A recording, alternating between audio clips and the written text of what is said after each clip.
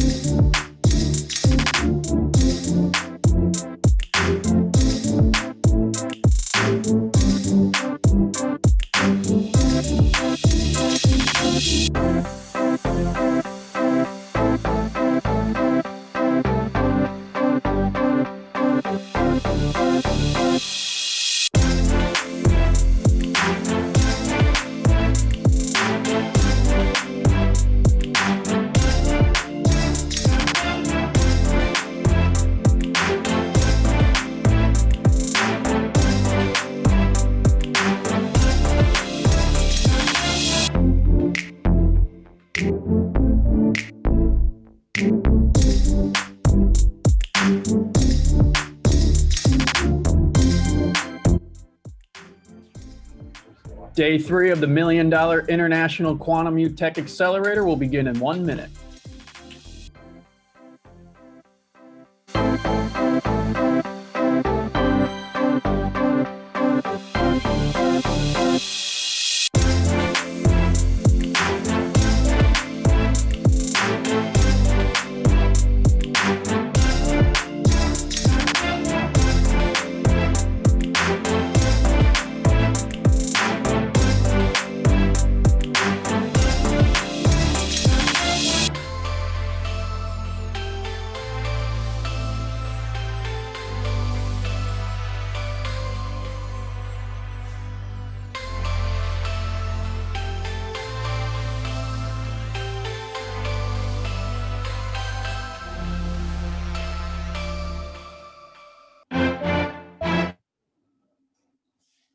Welcome to day 3 of the Quantum U Accelerator.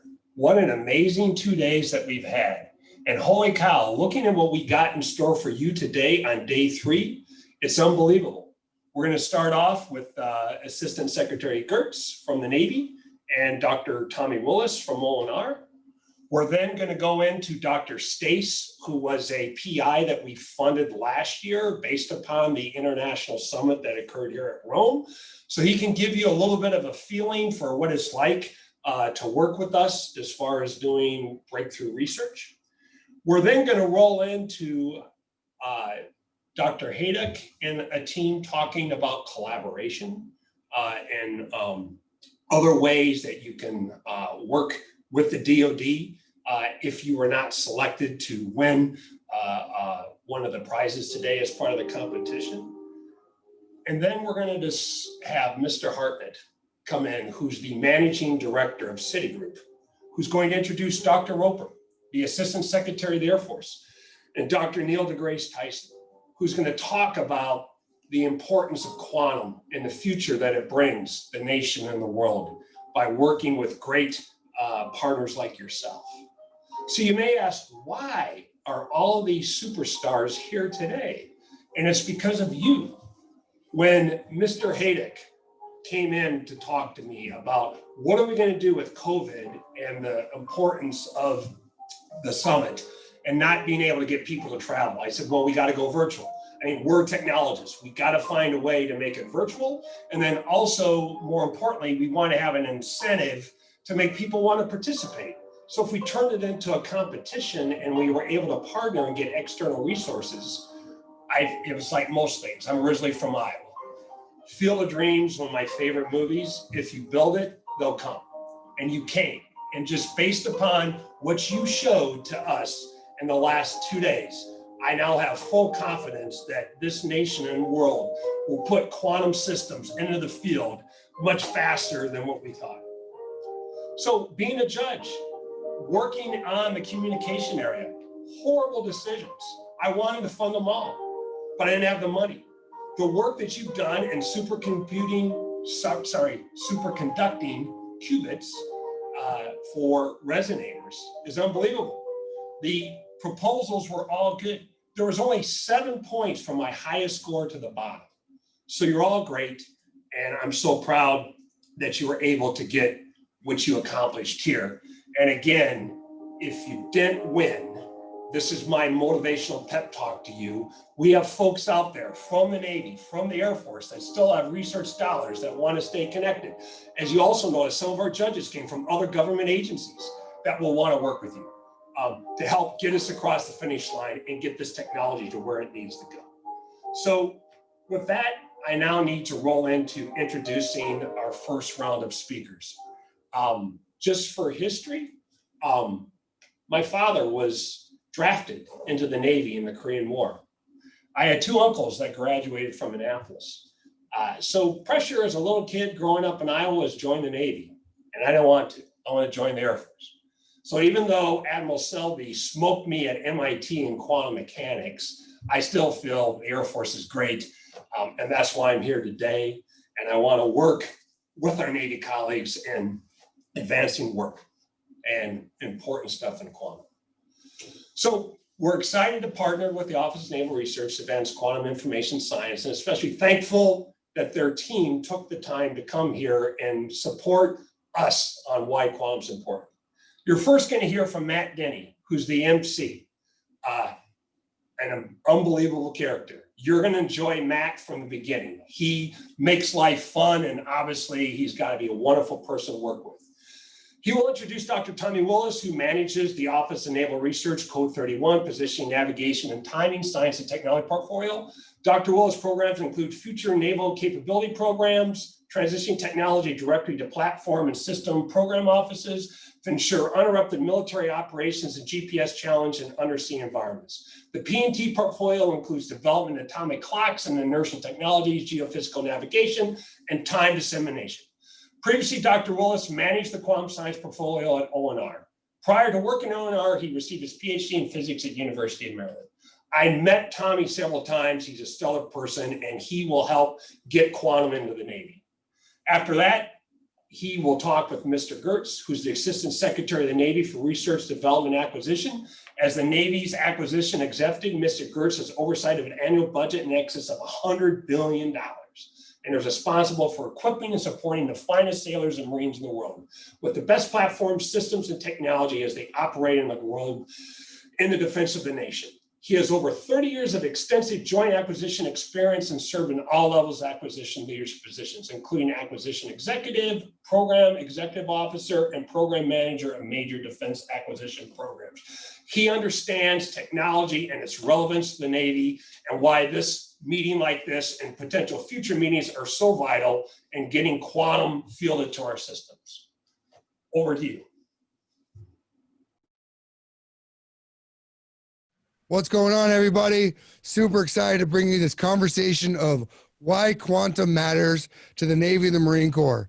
Today, I have some awesome guests. Myself, I am Mohawk Matt, mostly just here for the hair. You know, somebody's got to keep it real. But super excited. I'm going to start out introducing Dr. Tommy Willis, who is the Navigation, Timing, and Quantum Program Officer for Office of Naval Research for the Department of the Navy. Tommy, how's it going? Good. Good morning, Matt. Thanks a lot for having me on. Appreciate it. Good morning. Super excited. I think with my mohawk and your mustache, we've got the perfect duo happening right here.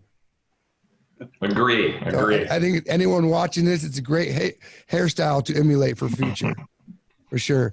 And then also with us, we've got the one and only, the acquisition chief for the Navy and Marine Corps. I call him Hondo, but you know him as Secretary Jim Hondo Geurts.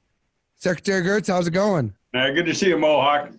You're displaying the quantum there. You either have hair or no hair. You're a 1 or a 0, so that's awesome. Way to go. Way to represent. Yeah, I shaved it just last night, just for this. There you go. Just for this. So, gentlemen, today we're going to talk about kind of what quantum is and why it really matters to us in the Navy and Marine Corps. So I'm going to start out with Tommy, Dr. Willis.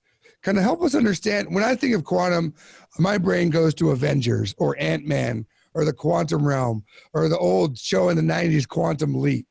Is that quantum, or help us understand what quantum really is? So I think all those would qualify, but maybe a slightly more technical definition is that quantum systems are ones that, and it's a little circular, but bear with me, are ones that require quantum mechanics to understand their behavior and their characteristics. Okay. So the simplest, by analogy, a pendulum clock just ticks back and forth. You just need basic, high school physics to understand that thing. It just, Newton's laws, right? It ticks back and forth. But an atomic clock is based, let's say, on the energy level structure of an atom. And to understand all those quantized energy levels in an atom, you have to use Schrodinger's equation, which is the basis of quantum mechanics. Obviously. So that's that's one way to understand the system. If you got to use quantum mechanics, I call it quantum. So okay. Well, yep. I'm glad you're here, because when you say like you need a basic level of high school physics, I'm going to leave the room. I barely have a basic understanding of high school lunch. So that's why you're here for sure. I miss high school lunch, actually. So. It's a lot like the military. It's not that great. So, Secretary Geurts, why is quantum important to the Navy and Marine Corps? Yeah, so two things. One, unlike Dr. Willis there, again, I'm not a super genius. I got a big neck. I think two things are really interesting here. Over 300 years ago, the actual Royal Navy had a challenge, just like we're doing here with our Air Force teammates, to go figure out how to get accurate time because of actually a pretty bad collision in, I think it was 1607, if I remember right. And so time has been important to the Navy long before we had a U.S. Navy, because it helps you navigate, whether you're in the air or on the water or under the water or in space, yes, quite frankly. And so, so time's always been important. Teaming with creative, innovative folks has always been important. Working across the joint world has been important, and then finding the best out there in the world to help us solve problems are important. So that's why both quantum and this event, I think, are key for all of us here. Trying to find great new ideas, apply them to an age-old problem to give us an advantage going forward. Okay, and Tommy, what are you doing any research in quantum right now? Yeah, so I think to follow on to what I was saying before, these quantum characteristics give rise to better performance. If you look at an atomic clock versus a pendulum clock, or the Harrison chronometer, which came out of that challenge you just spoke about, Secretary, the atomic clocks blow them out of the water. And so this precision and accuracy that's afforded by quantum clocks, quantum sensors, one-day quantum inertial sensors, once we get them there and get them fielded, and then the power in quantum computing, that the promise of quantum computing down the road, all has a lot of potential applications to the Navy, of course. And so ONR invests heavily in a number of different technologies: clocks, inertials, sensors, communications, and computing. And so across the Navy, we have investment at the warfare centers. We have investment at NRL, which is our working capital lab. And we continue to try to push the technologies into the field as quickly as we can. So that's fantastic. And what I love here is the precision, because that's very critical to what we do in the Navy and the Marine Corps, being very precise in not only our timing, our actions, everything we do. So I really like that you use that. And you kind of mentioned some clock. How are ways, like, why does quantum, we have the Secretary Geurts kind of told us the official why it matters to the Navy and Marine Corps. You kind of said what we're working on, but like, how does that relate to someone on the ground, either Marine in the battlefield or a sailor on a ship, like day-to-day life? How can this affect us? Right. So, I mean, one classic example is that a submarine, it submerges, right? It doesn't have access to that wonderful GPS signal that tells you exactly where you are and exactly what time it is. And so submarines have historically had the best navigation systems and best clocks that they have available. And they're not perfect. And so we would like to do even better. Having better position, better time aboard a submarine means you can submerge longer.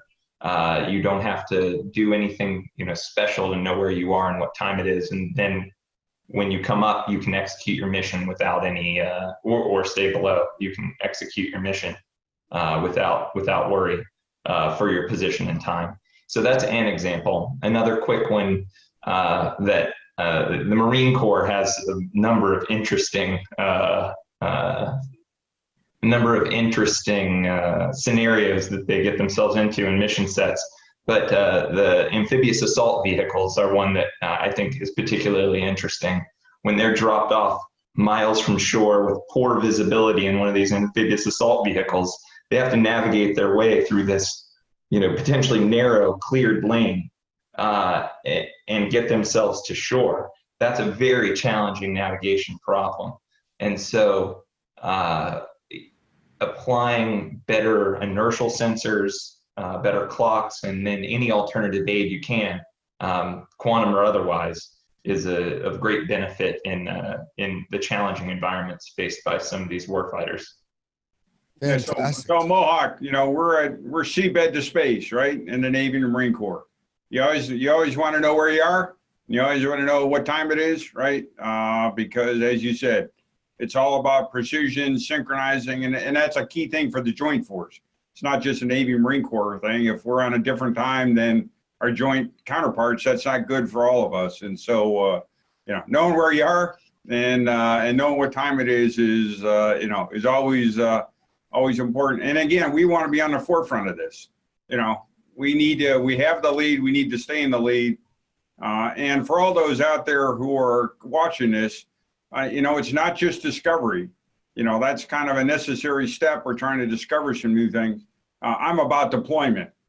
And so your ideas of getting from discovering some of this new technology to deploying it, putting it in the hands of the sailors, Marines, or Air Force counterparts, that's what's really exciting. That's why, I think this event's so important to us, so we can not just discover new things, but actually deploy them out there in the field rapidly. And I know that's what Dr. Roper, my counterpart's also interested in. We're all about figuring out how to get that pipeline moving as fast as technology will allow us, and not letting bureaucracy or not working together, or not bringing on a new partner, or not encompassing a new idea get in our way. That is not what we're interested in.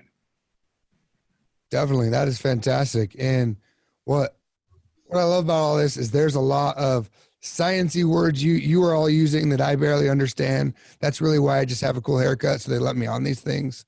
But what's really critical, I think you've both hit on, is just the value to the services, the value to the people in the field doing that. So, Hondo, I'm going to ask a follow on. How does quantum involve in the great power competition?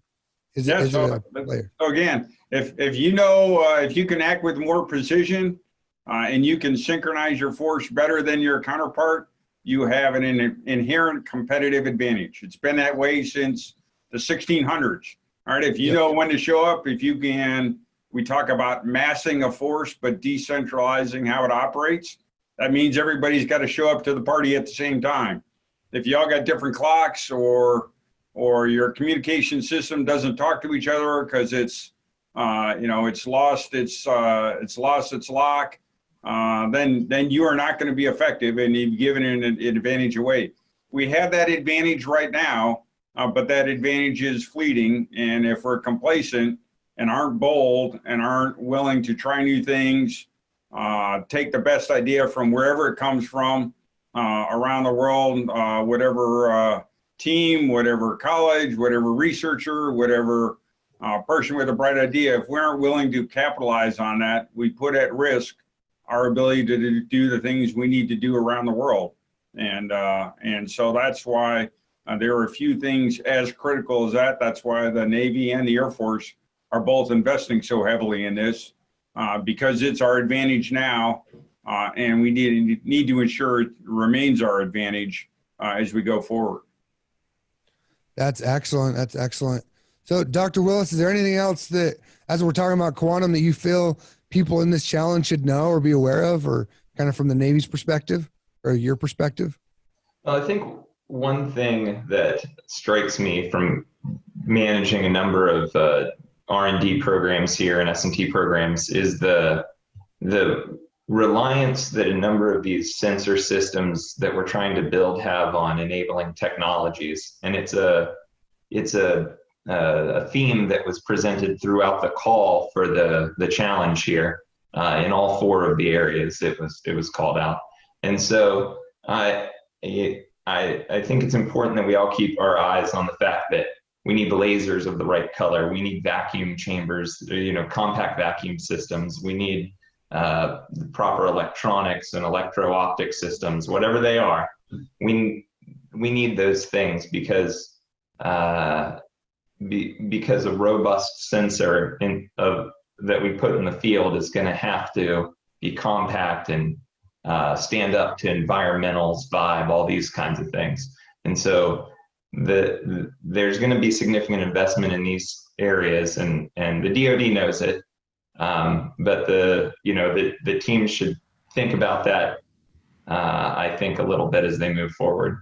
So, hey, my closing here is just for all the teams out there: be bold, be brave, think about not just technology for technology's sake, but think about what it means to those women and men that are going to operate with it downrange, and be creative on ways that we can take this technology as quickly as we can and help improve the way we're operating today and chart the path for tomorrow. These challenges are great because you get, the benefit, the return on collision. So also be curious and listen what the other competitors are thinking. It may give you a new bright idea. And if you're a Govy out there, help pave the way. Our relevance is going to be directly related to our boldness, our ability to take these great ideas and help facilitate getting them downrange as quickly as we can. Fantastic. Thank you both. This has been exciting, mostly because I learned that I thought I was going to go time travel today, but mostly Dr. Willis is just going to help me better my clocks at my house. So I really appreciate talking to both of you, and thanks for tuning in, everyone. Have a great day and have a great challenge.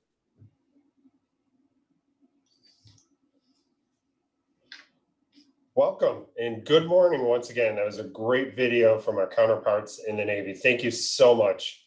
I'm Mike Hayduk, Deputy Director of the AFRL Information Directorate, and I have the honor of introducing last year's winner, Dr. Tom Stace, who was the winner of the first AFRL International Quantum Information Science Workshop. He works on solid state and atomic quantum information processing systems, quantum error correction, and quantum measurement for precision sensing. Tom is the Deputy Director of the ARC Center of Excellence in Engineered Quantum Systems based at the University of Queensland in Brisbane, Australia. After we hear from Dr. Stace, we will learn more about Innovare Advancement Center and workforce development. With that, let's turn it over to Dr. Stace to hear about the progress he has made. Hi, I'm Tom Stace from the University of Queensland in Brisbane, Australia. It's great to join you, albeit remotely, for the Innovare Quantum Tech Accelerator. It's been a pleasure to work with the people at the Air Force Office of Scientific Research in New York and their field office, the Asian Office of Aerospace Research and Development, based in Tokyo. So I'd like to acknowledge their support for quantum science research. I was asked to speak about some of my work that the AFOSR has supported on a new kind of qubit. So I'm going to share my screen to talk about the saddle point qubit, as I called it when I first approached them. The saddle point qubit has subsequently been renamed the dual MON for reasons I hope will become clear shortly. Together with the AFOSR, this work was supported by the Australian Research Council Centre of Excellence for Engineered Quantum Systems, which is based at the University of Queensland and which has nodes across Australia. The starting point for this research was the observation that there are dual elements in electronic circuits. Inductors and capacitors are linear duals with respect to a transformation between the flux and the charge. But there are also nonlinear analogues of the two devices.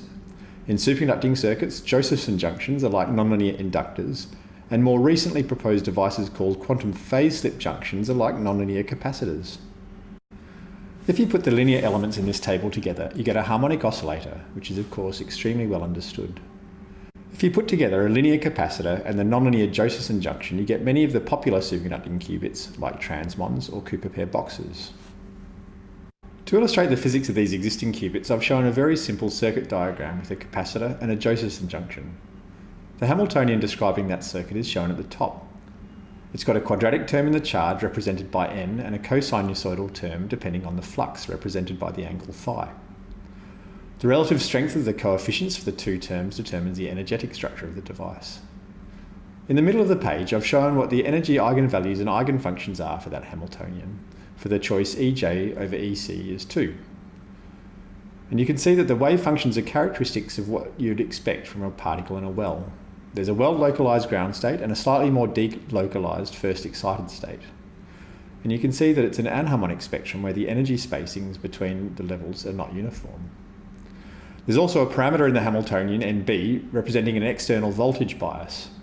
Tuning this voltage bias allows us to map out an energy spectrum. In the bottom left, I've shown the spectrum for small Ej, which is the Cooper pair box limit. Here the eigenenergies depend quite strongly on the charge bias Nb. The energy spectrum for a system where the Josephson junction energy is larger than the charging energy is shown on the bottom right, where I've chosen Ej over Ec to be 2.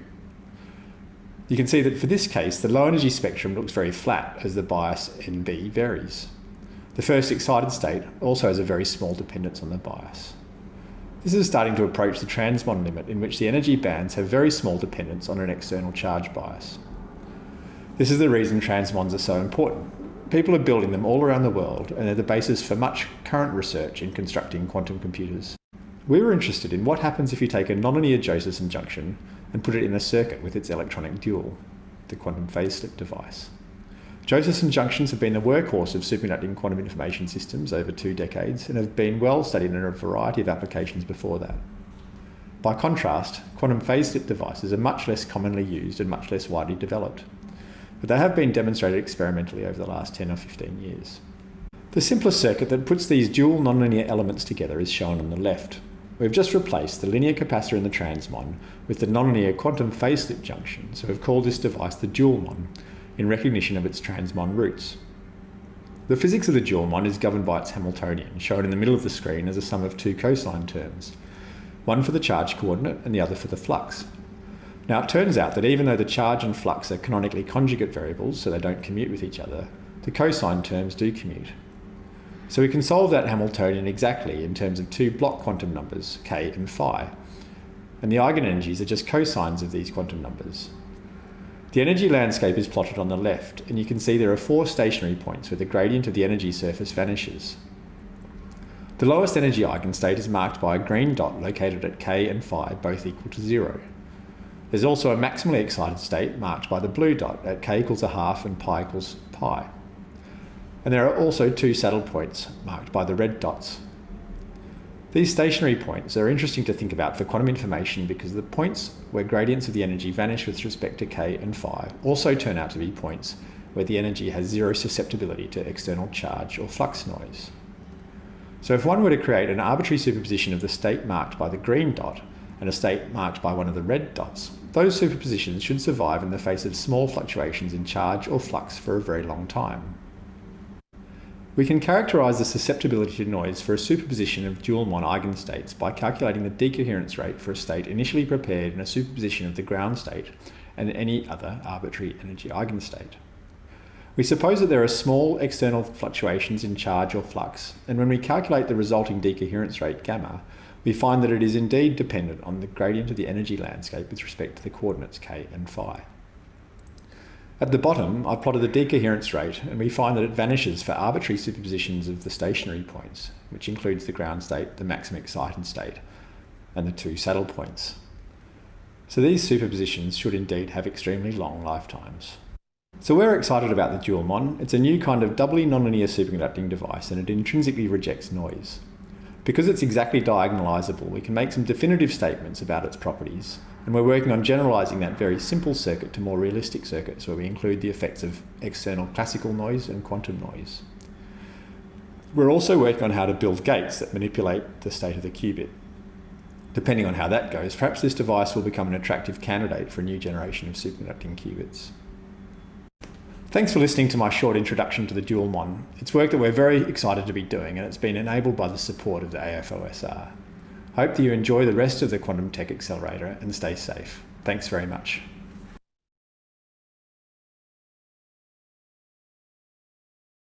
I am Mike Hayduk, and I'm the Deputy Director of the Air Force Research Laboratory Information Directorate. I am also responsible for coordinating the quantum research and development being performed across AFRL. Today, I'll be speaking about the importance of workforce development across the quantum information science, or QIS, community. AFRL began developing a quantum strategy in 2018.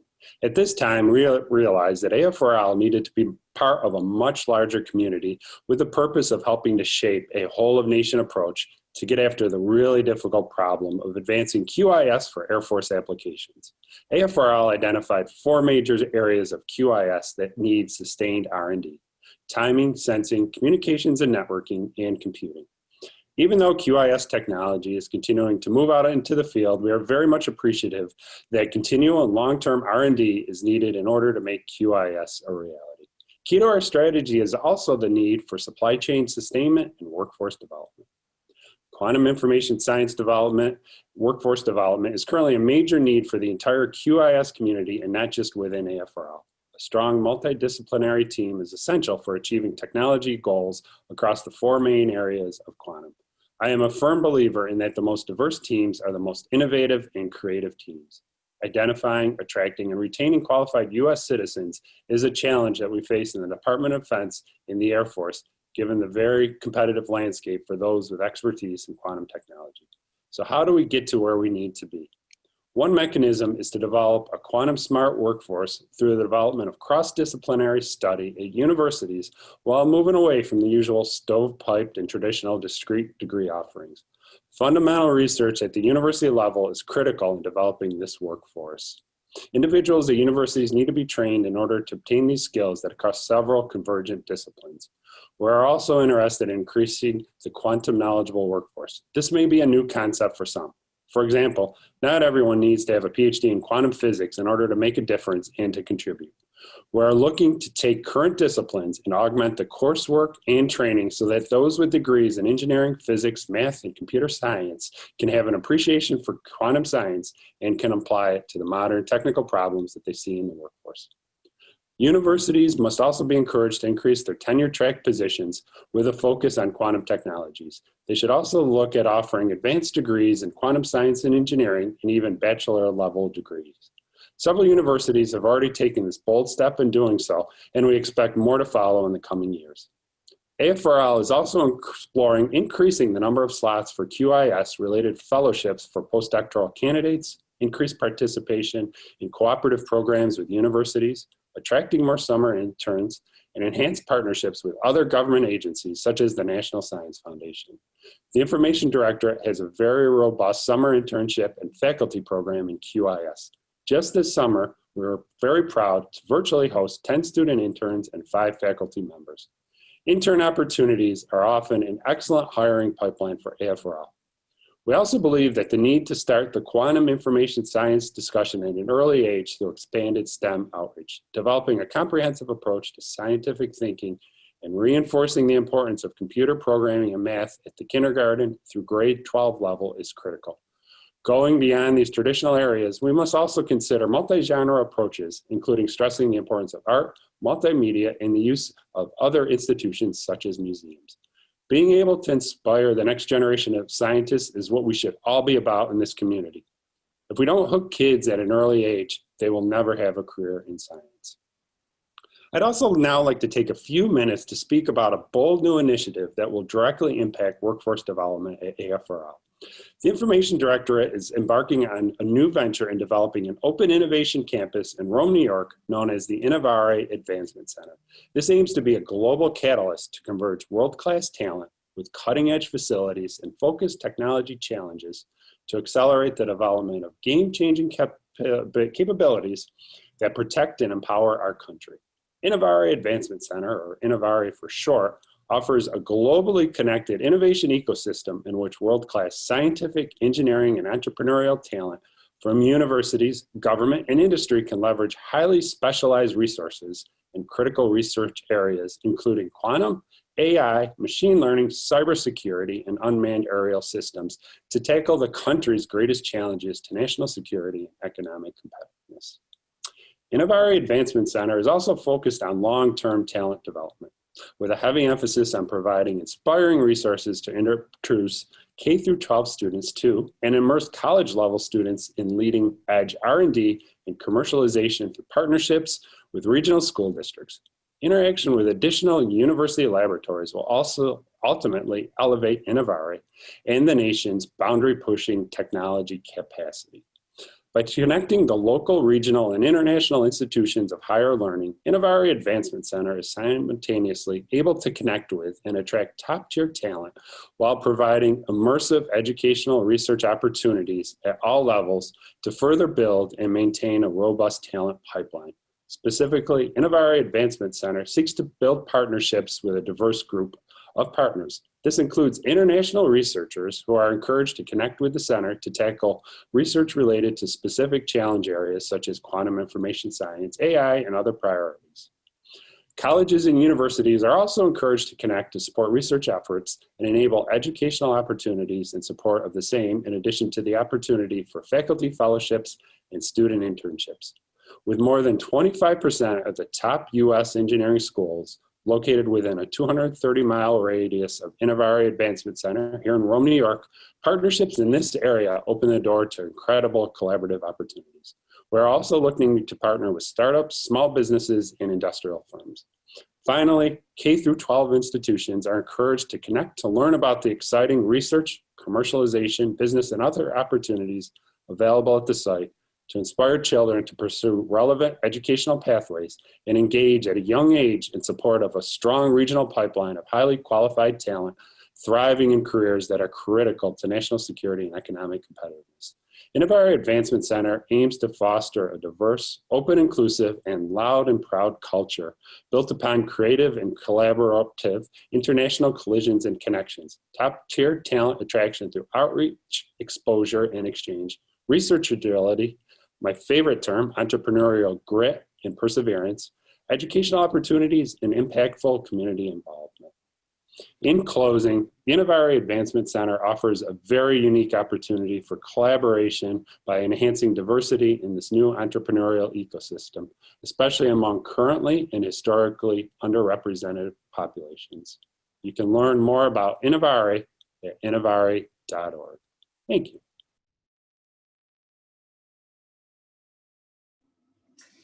Good morning, everyone. My name is Delia Justitis. I work here at the Air Force Research Laboratory, Information Directorate in Rome, New York.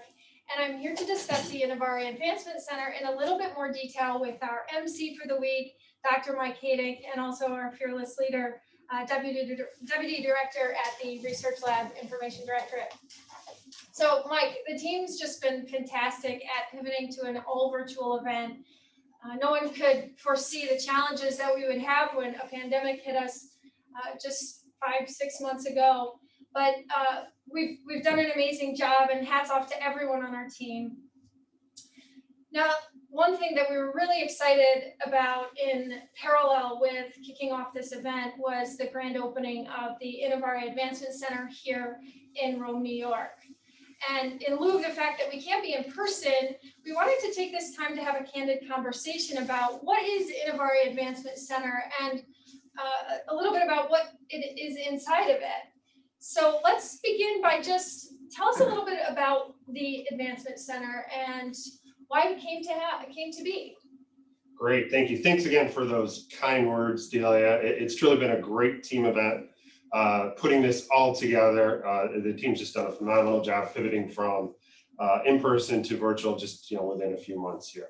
But let's talk a little bit about the Innovare Advancement Center and why we're at where we're at. We realized in the Air Force that we need to move faster. We need to bring our technology out to the marketplace and ultimately out to the warfighter faster and more efficiently. There's a number of ways we can do this. But one of the ways that we've really keyed on, and this is driven by top-down strategy from things like the National Defense Strategy, the Air Force 2030, S&T strategy, and our own Information Directorate strategy, but really how we can partner using open environments with new business models. And I think that's really the key. It's the facility as well as the new business environments. So what we're doing and what we're looking to do in Innovare is collaborate with industry, academia, small business, startups, and international partners, and really facilitate this open tech ecosystem. And it's bringing everyone together, again, to accelerate the technology, as well as to accelerate talent development, which I think is a key part of our facility as well in our whole new business model. And one thing I want to talk about too is exchanging personnel under this. So we've heard this week about all the great quantum technology that's going around the world, and it is no doubt global science in action. So how do we take that? How can we leverage that to our advantage and to our partners' advantage? Well, one of the ways we can do that is to reach out. So for example, professor in Australia doing great work in quantum research. So we want to bring her to our facility here and her team. Well, how do we best do that? Right now in our traditional models, we can't do that very easily. So say we want to come here for 6 months or a year, using a facility like Innovare, we can have the professor, their students working side by side with our team to push the technology, to develop the technology, and really ultimately get it out to the field faster, especially as we move quantum from basic science into fielded applications. And no better way to do this than with Innovare. And just the heart of the name means so much to me, and it's so special. So if you take the roots of the name Innovare, it comes from, its Latin roots are innovatus, which means into the new. So that's exactly what we're doing here. We're pushing into the new. And with these new models, with the facility, it's what it's all about and how we can do things differently, ultimately, to get the technology out faster. That's awesome, Mike. I love the name Innovare, and I love that it means something so meaningful for our ecosystem into the new. That's fantastic. So tell us how this facility came to be. How long has this been an idea or in plan? So we first started discussing this and looking at different models dating back to 2015. We had several ideas in the works, but we ultimately came together with our partners, strong partnerships from New York State, Oneida County, the county that we sit in, the city of Rome here in Rome, New York, the Griffith Institute, NISTEC, and SUNY, which is the State University of New York. And what this allowed us to do was to bring everyone together in this great facility that sits just outside our security perimeter here at the Griffiths Business and Technology Park. So walking distance for our staff, our scientists and engineers, to be able to go over to the center and then reach out and collaborate with these partners that we have. Great. And what does it include?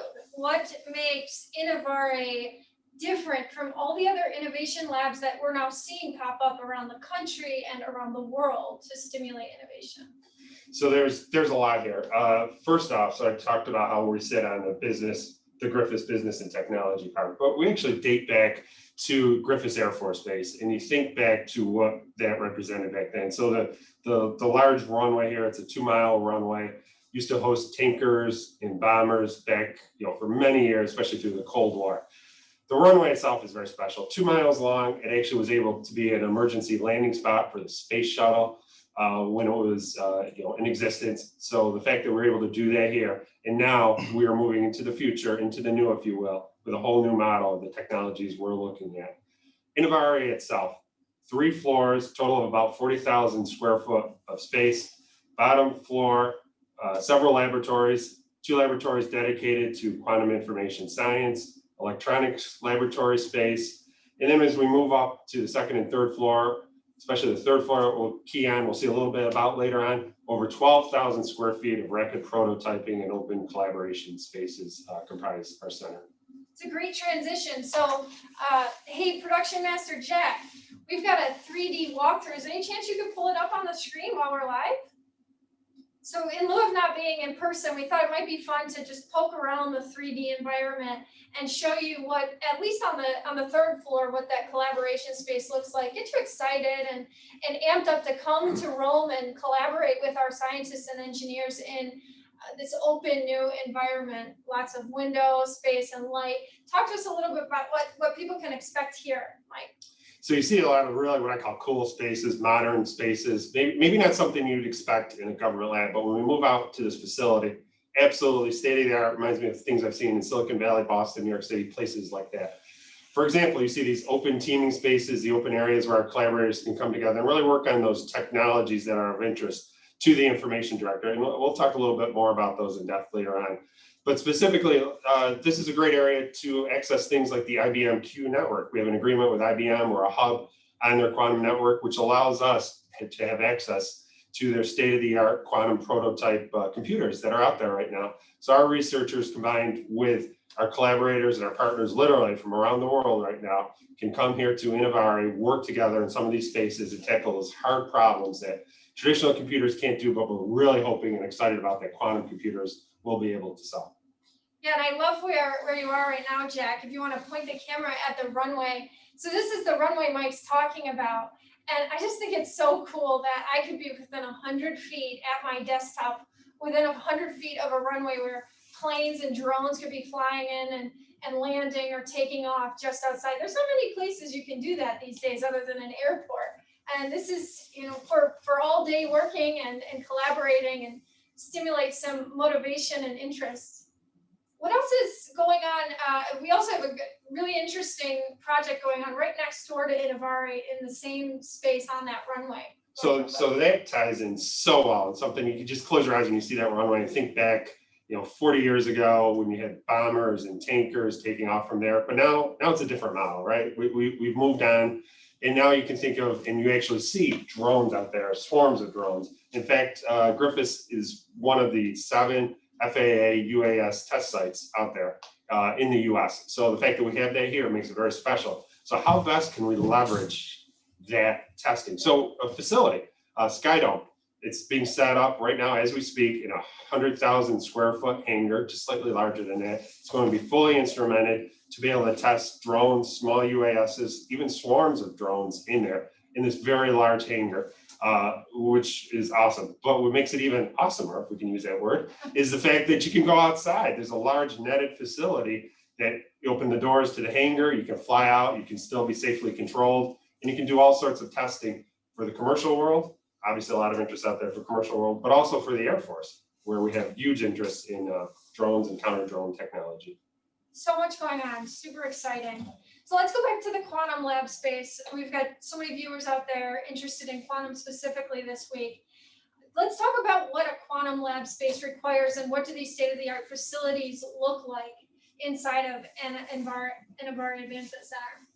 Sure. So you heard early on Dr. Tommy Willis from Office of Naval Research, dear friend and colleague of mine, do some great job describing what quantum is. But just to remind folks, it's really being at the very small, right? Going beyond even nanotechnology, at the heart of matter, at the fundamental nature of matter. So at the precise building blocks that make up all matter. So things like protons, neutrons, electrons, ions, photons. We use those in quantum science. We use those to be able to process information, be able to move information, be able to sense new things that are out there more precisely. We've heard about that all week, but that takes very precise control. So we have to control things like vibration, temperature control, humidity control. We have all that in these new labs. And there's also highly specialized equipment that we've been very fortunate through our funding to be able to purchase and put in there. So let me talk about one of those technologies, and it's in particular superconductors. So we have things in there called dilution refrigerators that we use to control the superconductors and to make them operate for our networking applications. They take very precise control. They need to go down to millikelvin temperatures. And by that, I mean just a fraction of a degree above 0 Kelvin, where all matter stops moving, where atoms just stop, more frozen and stop moving. So it shows you how precise you need to be in quantum to be able to harness these effects at the very small levels. And just having those labs allows us, not only with superconductors, but integrated photonics, ion traps, bringing all three of those technologies together. You know, I don't know many other places, not only in the US, but in the world where that exists. Yeah, I know we're really excited about it. We're really excited to bring our partners in to collaborate in those spaces in an open environment. So it's mutually beneficial for all of the researchers. Let's hear about some of the other lab spaces in the Advancement Center. Quantum is one of many.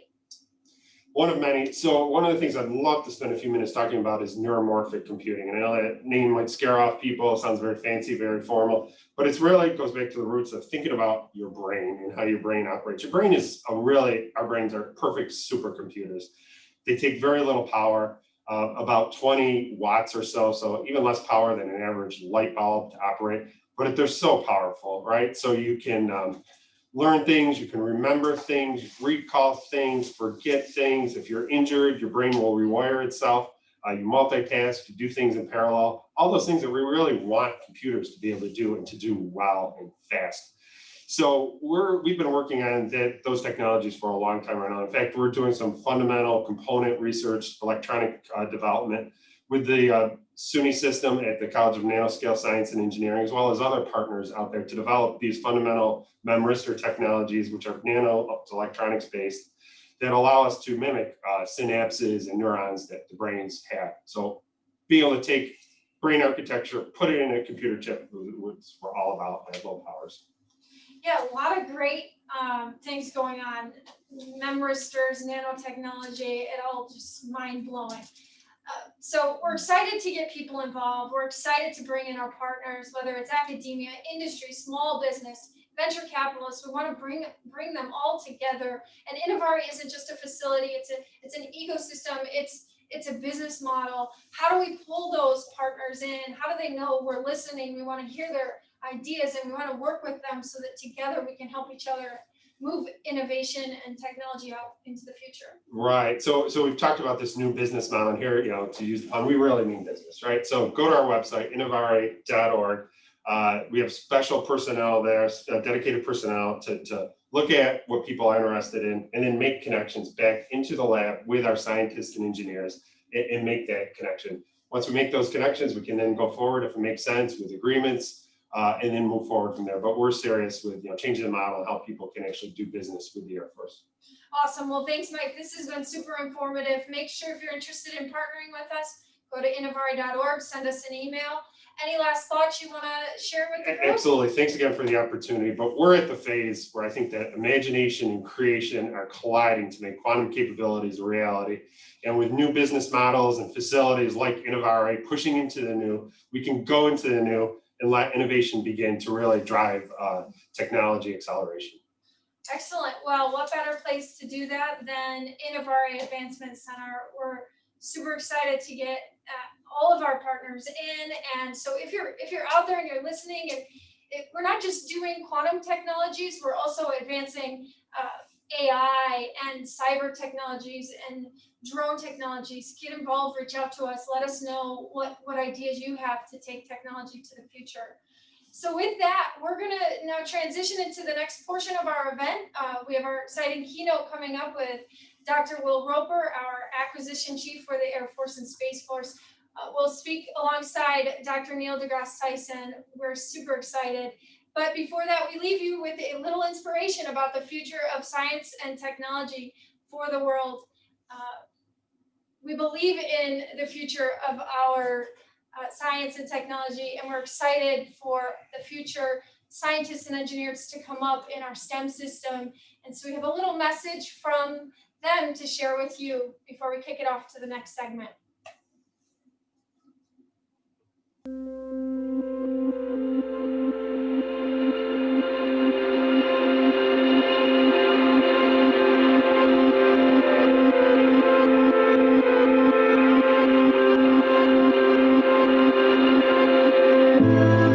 The demand for highly skilled, qualified professionals in the challenging fields of science, technology, engineering, and math is rising as our modern world becomes more technologically sophisticated. Right now, there are not enough qualified people to assume many of the highly skilled jobs that are leading employment recovery, and the demand for STEM-capable professionals is only going to increase. We are great consumers of science and technology, but it's important that our children, our future workforce, be prepared to assume the jobs that continue to build and innovate products for people around the world. Many of our capable students are veering away from STEM careers at critical junctures in their education, especially girls. Everyone, it seems, gets that science is important, but very few want to do science. It is critical for national security to keep us safe because we are the future. Over the past couple of days, we were exposed to fresh ideas in ways that I hope provided insight and inspiration to the most important and influential people and young future scientists can access here at Innovare Advancement Center.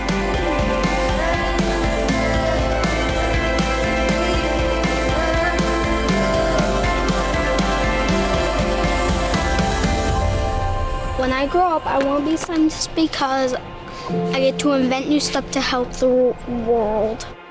I think that's really awesome. I want to be a professional lacrosse player and a robotics engineer, so that I can program things to do different things and help the world. When I grow up, I want to be a scientist because it'll help vary our future and make it better, especially for the next generation. I want to help people do daily activities and work towards their best self.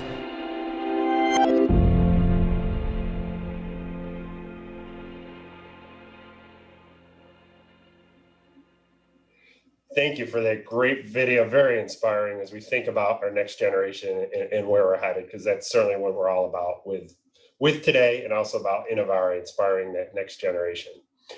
Right now, it is my pleasure to introduce Mr. Bill Hartnett, Managing Director, Financial Technology and Market Infrastructure Investments, City Markets and Security Services. Bill manages a portfolio of financial technology and market infrastructure investments for the Markets and Security Services Division of Citi. He has over 30 years of experience in investing, trading, sales, and e-commerce, including over 25 years with Citi.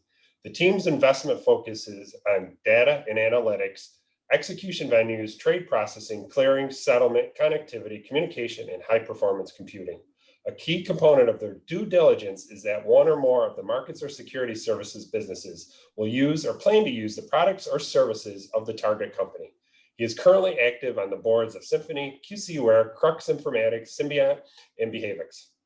AFRL's partnership with Citi began in 2018 with an induction to Bill at the Q2B conference. And we really hit it off there. Even though the mission space of Citi and AFRL are very different, there are several areas of synergy between the two organizations. And we heard some of those just in the last few minutes. But this includes quantum computing, digital engineering, high performance computing, data analytics, and cybersecurity. AFRL is proud to be partnering with Citi in the stand-up of the Innovare Advancement Center, and together we'll be exploring several high-impact, game-changing technologies. And as we talked earlier in our last segment about these new partners, finding the new partners, Citi we view as being one of our key strategic partners in all of this. And you see the relationship and people that, we may not traditionally work together, but because of Bill and because of, the energy that he and Colonel Lawrence have brought to this relationship, we're very excited about what the future holds. So it's my honor to now turn it over to Mr. Bill Hartnett. Thanks, Dr. Hayduk, for that great introduction. As Dr. Hayduk said, I'm Bill Hartnett, Managing Director at Citi, and I manage a portfolio of financial technology and market infrastructure investments for our Markets and Security Services division. As you mentioned, one area of focus for us is high performance computing, which includes quantum.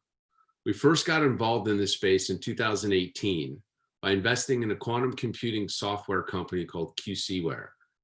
Our driver behind this was to get a better insight into this space by direct hands-on interaction and to lay the groundwork for future development of our software engineers and quantitative analysts. Now, we've all heard a lot about the capabilities and the potential and the advantages of quantum technology once we reach quantum advantage in quantum computing. The skeptics will argue that we always seem to be 3 to 5 years away, which begs the question of timing. When should you get involved?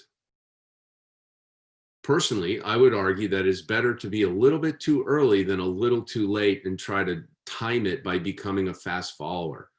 You need to think about the time that will likely take for your analysts and engineers to get up to speed in learning how to program a quantum computer to solve complex problems or develop new opportunities for your business. In finance, where the current quantum focus is on managing and pricing risk, in cybersecurity, it's about developing protections for governments, individuals, and companies. In other areas, it's about developing new materials or pharmaceuticals. So think about it. Is it going to take you 12 months, 18 months? When we do achieve quantum advantage, if your competition is already up to speed and you are not, it's highly likely that your business prospects will suffer. So when it comes to quantum computing, you should also be considering your downside risk, at least as much as you're considering the upside opportunities. Extending this same thought process to the national level, I'm very encouraged by the level of support for quantum research by the Department of Defense, the Air Force, and the Navy, where the downside risk of not being a leader in quantum is even greater than it is in the business world. So having said that, it's now my pleasure to introduce our keynote speakers, Dr. Neil deGrasse Tyson and Dr. Will Roper, to discuss why quantum matters, why it will fundamentally change our world, and why we need to organize around this field to revolutionize life as we know it. Dr. Will Roper, a string theory specialist, is the Assistant Secretary of the Air Force for Acquisition, Technology, and Logistics. As the Air Force's Service Acquisition Executive, Dr. Roper is responsible for and oversees Air Force research, development, and acquisition activities totaling an annual budget in excess of $60 billion. For more than 550 acquisition programs. In this position, Dr. Roper serves as the principal advisor to the Secretary and Chief of Staff of the Air Force for research and development, testing, production, and modernization efforts within the Air Force. Dr. Neil deGrasse Tyson's professional research interests are broad and include star formation, exploding stars, dwarf galaxies, and the structure of our Milky Way. Dr. Tyson has inspired many generations to embrace the spirit of discovery and to explore new frontiers to imagine limitless possibilities for the future. In 2001, Dr. Tyson was appointed by President Bush to serve on a 12-member commission that studied the future of the U.S. aerospace industry. And the report was published in 2002 and contained recommendations that would promote a thriving future of transportation, space exploration, and national security. He's the recipient of 12 honorary doctorates and the NASA Distinguished Public Service Medal, the highest award given by NASA to a non-government citizen. His contributions to the public appreciation of the cosmos have been recognized by the International Astronomical Union in their official naming of asteroid 13123 Tyson. Tyson is the 5th head of the world-renowned Hayduk Planetarium in New York City and the first occupant of its Frederick P. Rose Directorate. He's also a research associate of the Director of Astrophysics at the American Museum of Natural History. Now, by bringing together industry, academia, and the government, we generate unprecedented momentum around the world to accelerate this field. Quantum is the future, and with thought leaders and visionaries like these two leveraging their reach to a diverse audience, together we will blaze the trail to Q Day together. Without much further ado, it is my distinct honor to welcome Dr. Will Roper and Dr. Neil deGrasse Tyson. Thank you.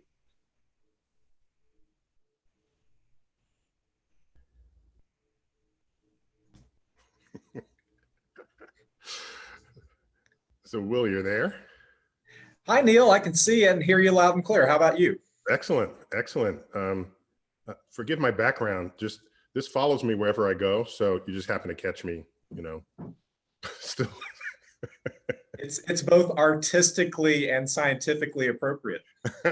I'll say, by the way, it's one of my favorite works of art, not only because it's cosmically themed, but it's clearly not what he saw, because the sky doesn't really look like that, but it's definitely what he felt when he saw the sky. And I think the combination of what you feel and what motivates you and what is what makes us human. And so when I see artists bringing a perspective that wasn't there before, I embrace it. By the way, I think that's what engineers do, but in a different way. Engineers, they say to themselves, gee, you know, there's this little bit of physics over here, or chemistry or biology, and we have this need over here, because you actually can't expect the scientist to do that, because we're just sort of in the lab. Somebody's got to go out there and say, I'm going to take that and apply it and then transform the world.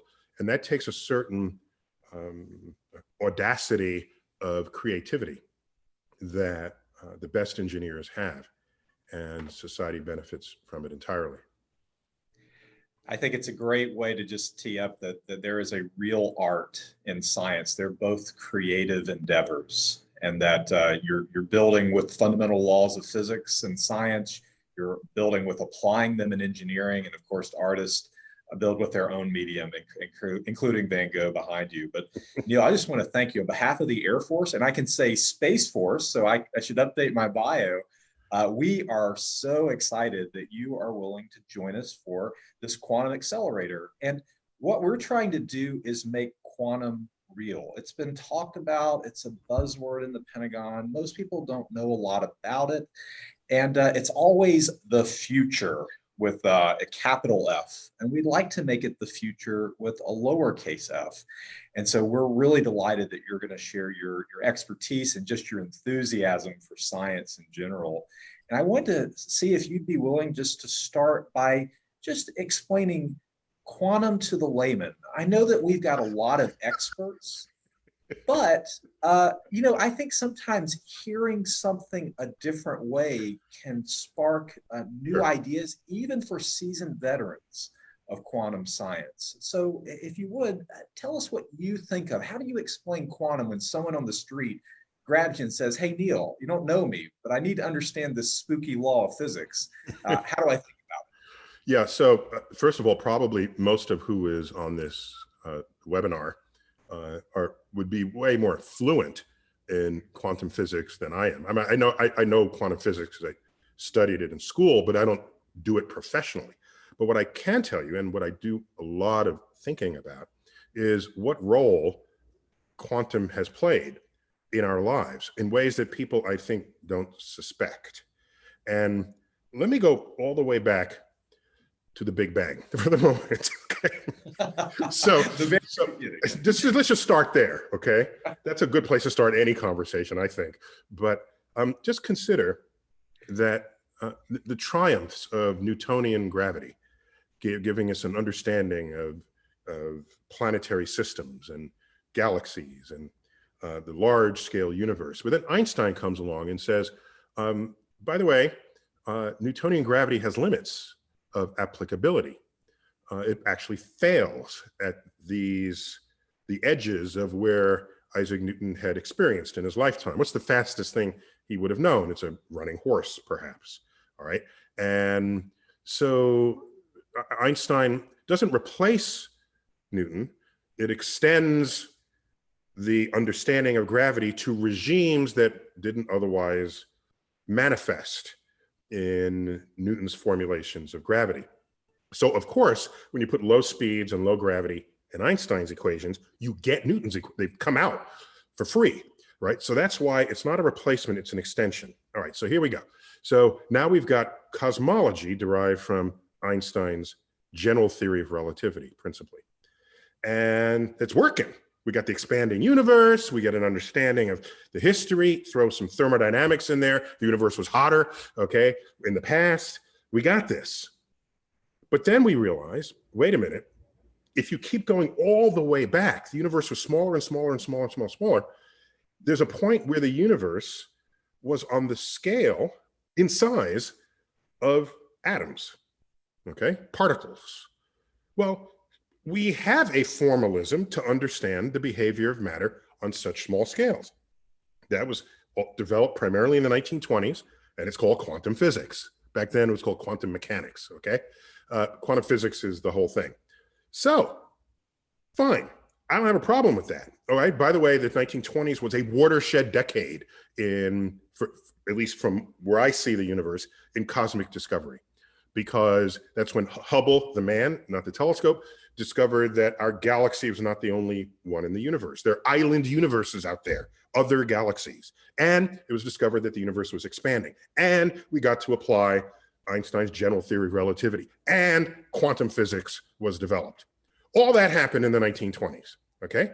An under-heralded fact about that decade, and I'll get back to that in a minute. So here's what happens. The universe is small, and now quantum physics is the most successful theory ever put forth about the behavior of nature. Just want to make that clear. Yes, general relativity is successful, but it has its limits, right? Just the way Newton had its limits, general relativity has its limits. What are those limits? Well, what's happening at the center of a black hole? There's a singularity there, okay? You're dividing by zero in some equations. So there are issues. Well, things are really small there. Maybe we've hit the limits of Einstein's theory, and we have to then invoke this other theory that has never been shown to be wrong, and that's quantum physics. So quantum physics, married to general relativity, gives us an attempt to understand the very earliest moments in the universe. It's kind of a shotgun marriage between these two, the quantum theory and the theory of general relativity. All right, and it turns out, as stated, they don't make nice in the sandbox. General relativity requires space to be smooth and continuous. Quantum physics tells us that on the smallest scale, the Planck scale, space is discontinuous. They don't work together. All right. So you need somebody to come in like you, Dr. Roper, a string theorist, to come in and say, let me perform this marriage in some way that is amicable. All right. Is there a third understanding that encompasses those two? Point is, we have no understanding of the birth of the universe without dipping our toes, our whole feet, our body into quantum physics. Well, let's keep going. 100 years ago, we're trying to understand where energy comes from. So, excuse me, where the elements come from in the universe. There are big, heavy elements out there. Where do they come from? Maybe fusion. You could do that. Well, where would the fusion take place?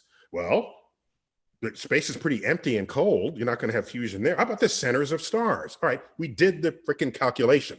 Okay, you get the pressure, it's gas, there are gas laws, you know thermodynamics, you go down there, you get the pressure, and you find out it's about 10 million degrees, plus or minus. Now you go back into what you learned about protons that are resisting each other because they have the same charge, and you find out that's not hot enough to slam protons together.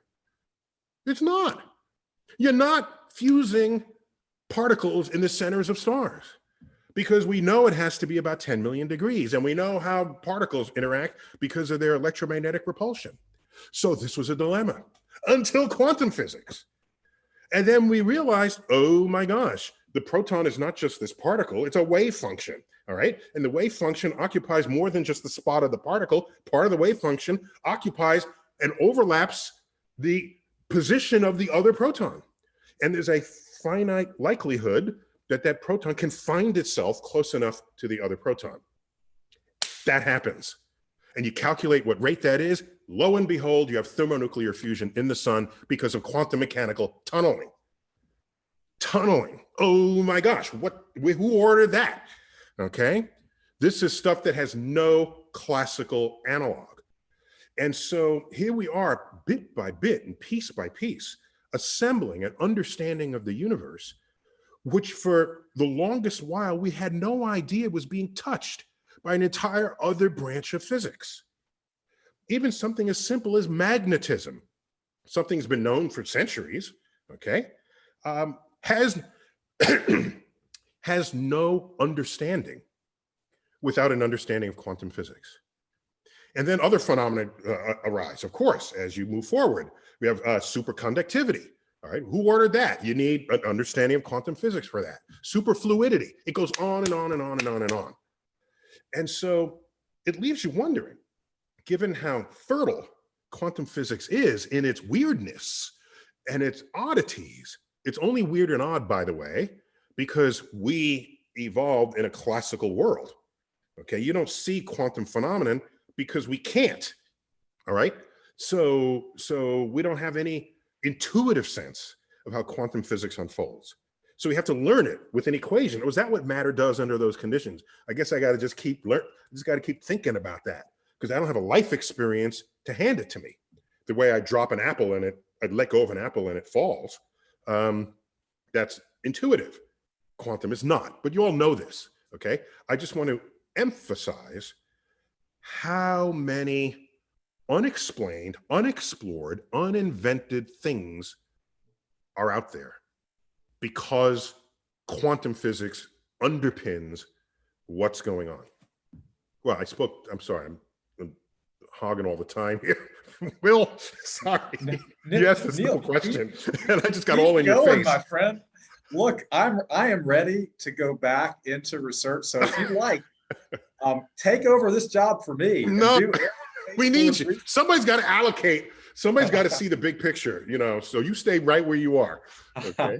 It is rare for scientists to be in these jobs. And so I cannot tell you how much I use a technical background to try to help the military harness some of this new science and engineering that it does seem obscure to the person on the street. We don't have an intuition because there's no evolutionary advantage for having an instinct for quantum physics. And most of the things that we experience as waves in the physical world, we can just treat classically as waves. We don't have to deal with the fact that quantum waves like to be waves, but sometimes not. And when I'm asked by people like, when are we going to see quantum effects in the military? I tell them, you already got them.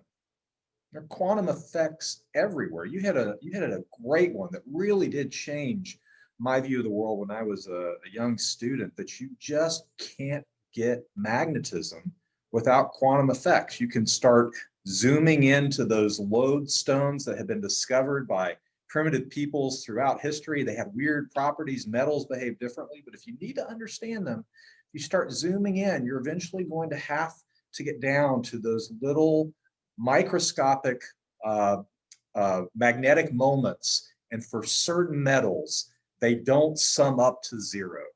You can get circuits that leave the moment, and you just can't get there classically. And by the way, just it's one thing to understand something and then you feel good about having learned it. It's another thing to say, wait a minute, now that I have that understanding, I can exploit it in this way not previously imagined. For example, so happened to be my physics professor in college discovered nuclear magnetic resonance.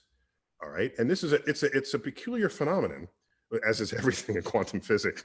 But if you have an atomic nucleus and you put a very strong magnetic field across it, if there's a magnetic moment in it, it will align, and you keep it that way. And then you put a varying magnetic field on it. And if you tune it, you can find a resonance with that nucleus. And that resonance actually is detectable. And so that's kind of interesting. It's kind of, initially it would be just kind of like a curiosity. Well, all right, no, you don't expect physicists to do this, but now comes the engineer. Okay, the physicist lays it out. By the way, he won the Nobel Prize for that discovery. All right, so nuclear magnetic resonance. So what happens? A clever engineer says, wait a minute, if you can distinguish this nucleus from that nucleus, because they have different resonances, maybe I can make a cavity and put you in that cavity and distinguish the nuclei of different tissues that comprise your body. Tissues that would not show up in an X-ray, which is famously good for finding your bones, but not much else, okay? Or other calcified things in your body. So thus gets invented the magnetic resonance imager, the MRI. It's really a nuclear magnetic resonance imager, but that's one of the illegal N words in society, nuclear. So they remove the word nuclear from the machine, and it's just now MRI, so you can walk right into it and get this measured. Point is, again, it's an exploitation of a quantum effect that is, yeah, now I understand magnetism. By the way, nuclei can get magnetized in a quantum way, and now it is arguably the most potent machine in a medical portfolio for diagnosing the condition of your body without cutting you open. So here you have this whole community of people tuned into this webinar who are applying, who are invoking their creative brain juices to try to do something that hasn't been done before, exploiting the quantum. And I'm just saying that the day has only just dawned on this topic. And yeah, you want to turn quantum capital future into lowercase future, just turn it into the present. Okay, forget the future, it's in the present. All right. And one other thing before I yield the floor back to you is, you have people today who are saying, I don't need to know this. Why do I need to know? Why do I need to explore space? Why do I need these people who are sort of technology, science and technology skeptics, let's call them. Presumably no one on this call is that, but you certainly know people who are. We all do. These are the same people, by the way, who are rejecting the discoveries of scientists but they're still using their smartphone. Okay. Wait, I got to call grandma. Wait, I need instructions to the nearest Starbucks. Okay. I don't like space. Don't spend money on space. You are finding Starbucks because a satellite is giving you coordinates. Just wake up to this. Okay. I know I'm screaming at all y'all because you're the wrong person for me to be screaming at, but I'm just trying to say that if you were around in the 1920s and you're allocating budgets and you're one of these skeptics, you might say, why are you studying the atom? It's so small you can't even see it. It's got properties we don't even care about. I'm a carpenter. All I care is that my wood atoms cut with my saw. All right. Why are you? This is a waste of money. This is some of the most brilliant people in the world dedicated to something that has nothing to do with anything in this world. You know, people today, if they were alive back then, would be saying that to those scientists. Yeah, it would take decades. Okay. 40, 50 years, especially, before quantum physics would become manifest in the storage, the creation, storage, and retrieval of information. And so then, you know, back then computers are used by businesses, scientists, that's it. The public is still not thinking about it. Now, you cannot wake up in the morning without being touched by a computer in some way or another, and there is no creation, storage, and retrieval of information without an understanding of the quantum. And the IT role in today's economy, I've done some calculations on this, and there are ways to play with the numbers, but a conservative estimate is that IT drives the creation of at least one third of all the world's wealth. IT. And 40 years ago, would you have even imagined that? There are people employed in branches of our economy that would not have existed back then. So All I'm saying is sky's the limit. And I get to say that because I'm an astrophysicist. That's right. I love that there's no lid on the sky as long as you let the air get really thin. So Neil, I think you make a great point. It's one we've got to get across the military, is that we already have quantum effects. We have them in our personal lives. I think if you didn't understand a lot about physics, if you owned smart phones way back in the day and saw the progression to smartphones, where you can now store all of the information that would have taken an entire PC, you can now carry around in your pocket. That to be able to store something that's that big and something that small, you've got to get down into the physics of small things. And for the Air Force and Space Force, we run past the fact we're building hypersonic weapons. We'll test one this year, and the black body radiation that will be significant from something moving that fast, and some really cool physics to explore. But you can't understand that without a knowledge of quantum physics and quantum science. And even the laser, it's just so common now. We've got laser pointers. We build high energy lasers in the military. And certainly you can't even begin to talk about coherence, the quantum coherence, without having a sense of how atoms behave individually under quantum mechanics. Yeah, a quick thing about the laser. I think we have it, to your point. We have it. A quick thing. If you look up laser, if you Google it, you'll find out that it was invented, in the 1960s or late 50s. I forgot exactly when. And there's also a maser, a microwave amplification by the stimulated emission of radiation. If you didn't otherwise know, laser was an acronym, the light amplification by the stimulated emission of radiation. What's interesting to me is you typically don't, in those articles, don't go back to what enabled the invention in the first place. And it was a research paper by Albert Einstein. Had this particular research paper that I'm referencing been the only thing he contributed in this world, he would be among the ranks of, he'd be listed among the most brilliant scientists of the 20th century. Okay.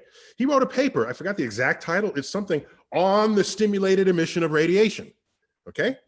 Okay. And he runs through the calculations and he shows that, okay, that you can, an excited atom will de-excite, emitting a photon. In so doing, the electron changes energy states, okay, emitting a photon, okay, get that, I understand. But you realize that if you bathe this atom in the energy of the same photon that was emitted, it emits more photons. Who ordered that? Somehow the atom likes it, is stimulated by it, and emits more. And so this was a curious phenomenon. It's a quantum phenomenon, a curious phenomenon that would not be exploited into a laser for decades. And Einstein is not thinking, this is the future of barcodes or skin peels, or, it's just, so I think what I'd like to do with your audience here is, I don't need to tell you to get excited about quantum, but because you already are, you wouldn't be on this call. But there are people out there who don't understand it and don't know why they should. And to the extent that I can feed you ways that you can reach them to get them to say to themselves, yeah, technology matters. Yeah, technology is a future. Can I give a quick anecdote here? This will sound like a cheap plug, but it actually isn't. My most recent book is called Letters from an Astrophysicist. It's a compilation of correspondence I've had over the decades with random general public asking me stuff about life, about aliens, about God, about education, about, so it's a compilation called Letters from an Astrophysicist. I just got notice that it's going to be translated into Portuguese for sale in Brazil. The Brazilian publisher wrote me a letter and said, for this edition, could you please write a letter, your own letter, to Brazilians? And I said, why? Because they knew that I know that Brazil has the third largest, if they still did, last I checked, the third largest aerospace industry in the world. If you ask most people in the world, what's Brazil known for? They'll talk about coffee, soccer, beaches, tanning creams, whatever. And somehow technology doesn't come up.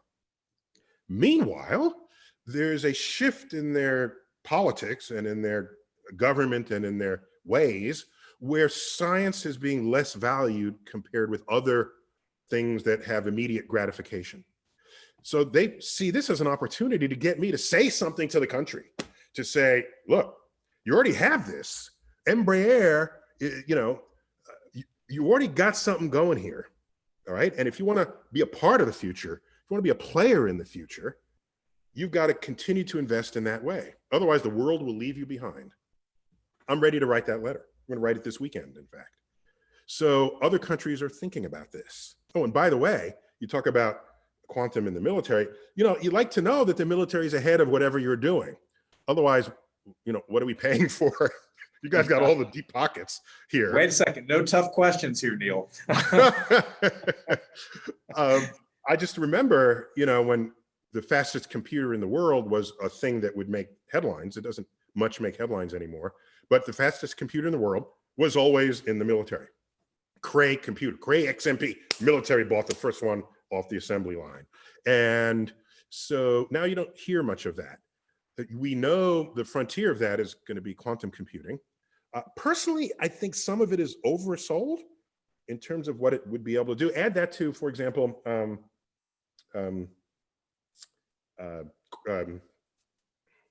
you know, when they know each other. Entanglement? Entanglement, thank you. Quantum entanglement.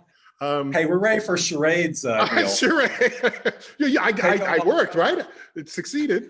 It sounds like. So look at quantum entanglement. I think some of the promise there is overstated, you know, about it being a way of faster than light communicating. Oh, by the way, tunneling and quantum entanglement, when you collapse the wave function, it happens instantaneously, faster than light. Quantum tunneling is faster than light. So this is all basically faster than light phenomenon, all right?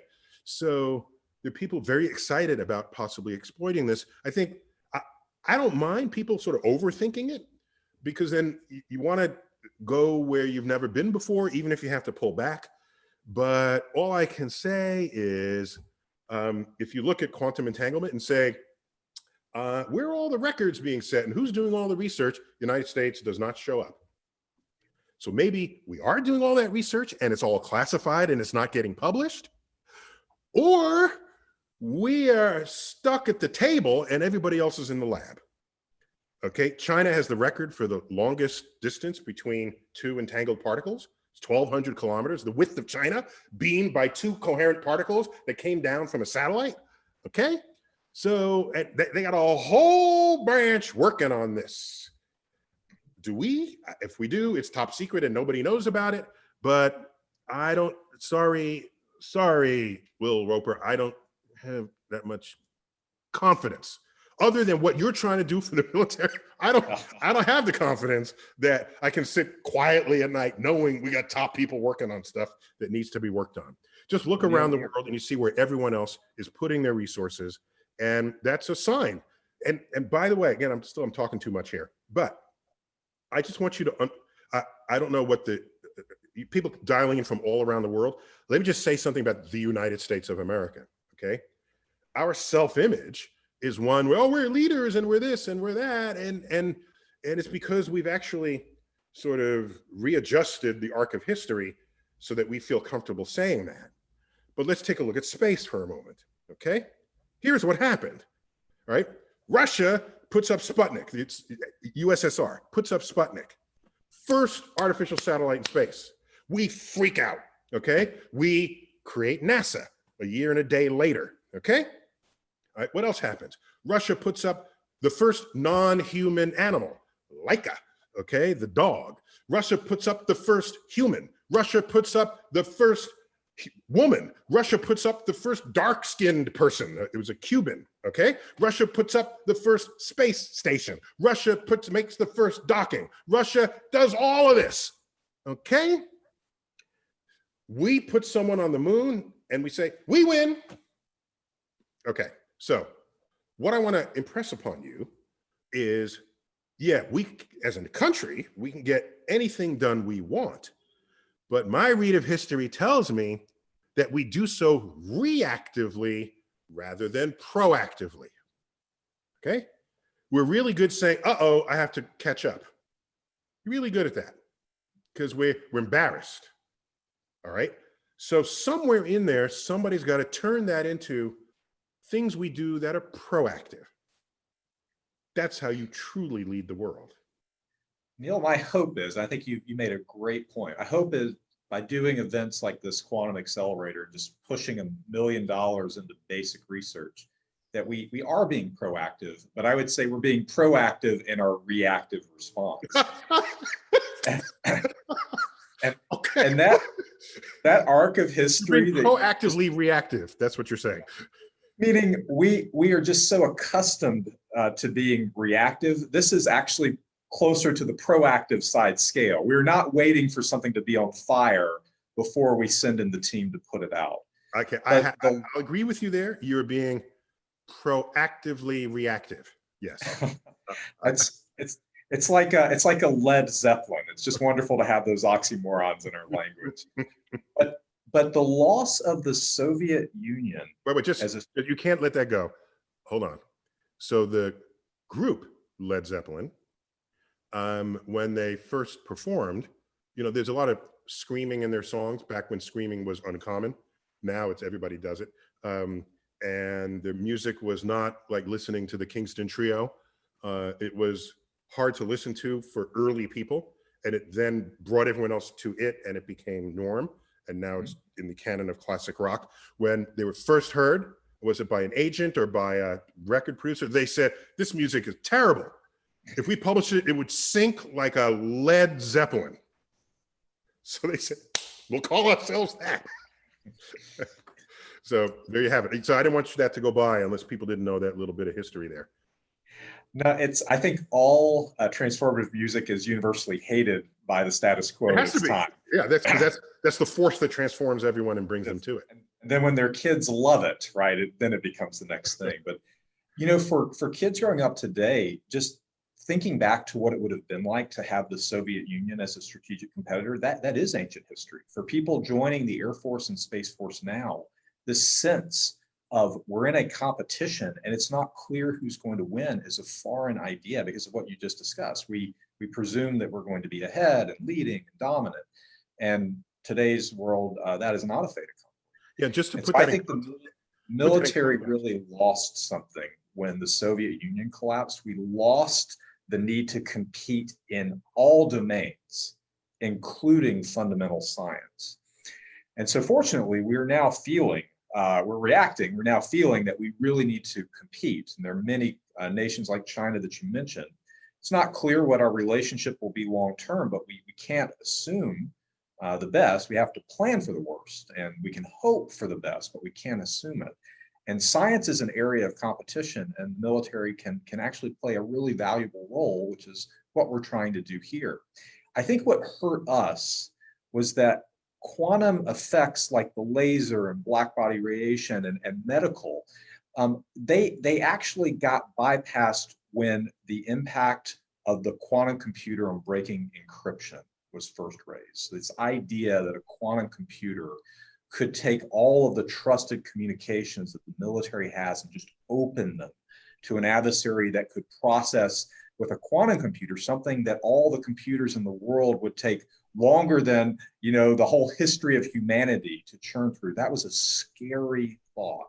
And so it started our engagement in quantum computing. And if you look back, it was kind of a naive pursuit that we had camps that jumped into particular trapped ions or optical quantum computers. And that we focused on that for so long that we ran past other quantum effects that now appear to be closer to coming into the military than quantum computing, which was the initial thing that lit us on fire. Quantum encryption is here. So you mentioned the Chinese, the MESIAs, being able to beam down entangled particles, entangled photons, being able to communicate. Well, maybe we don't have to worry about quantum computers breaking encryption if we can use quantum encryption to be secure against a mega computer focused at us. And quantum sensing gets very little hype in the military. And I think it's just a fantastic area to encourage fundamental research. Now, I don't know what part of quantum mechanics is going to be most easily mechanized. I do like that we call it quantum mechanics, because it does provide a new apparatus, a new set of machinery to start thinking about building things from an engineering perspective. And for those who think quantum energy levels are the place to begin, or superposition states or entanglement, which you mentioned earlier, so many different mechanisms to think about new kinds of machines that have never existed before and will likely do different things. And I'm hoping that in this event we do today, we don't just become synonymous with quantum computing, though I did bring one of our research labs, quantum processors, here. I can now hold one in my hand when they used to take up an entire research lab. But quantum sensing, like quantum gravimeters, which could have a variety of commercial uses. You could imagine how the future could be radically different if you could detect an enemy submarine.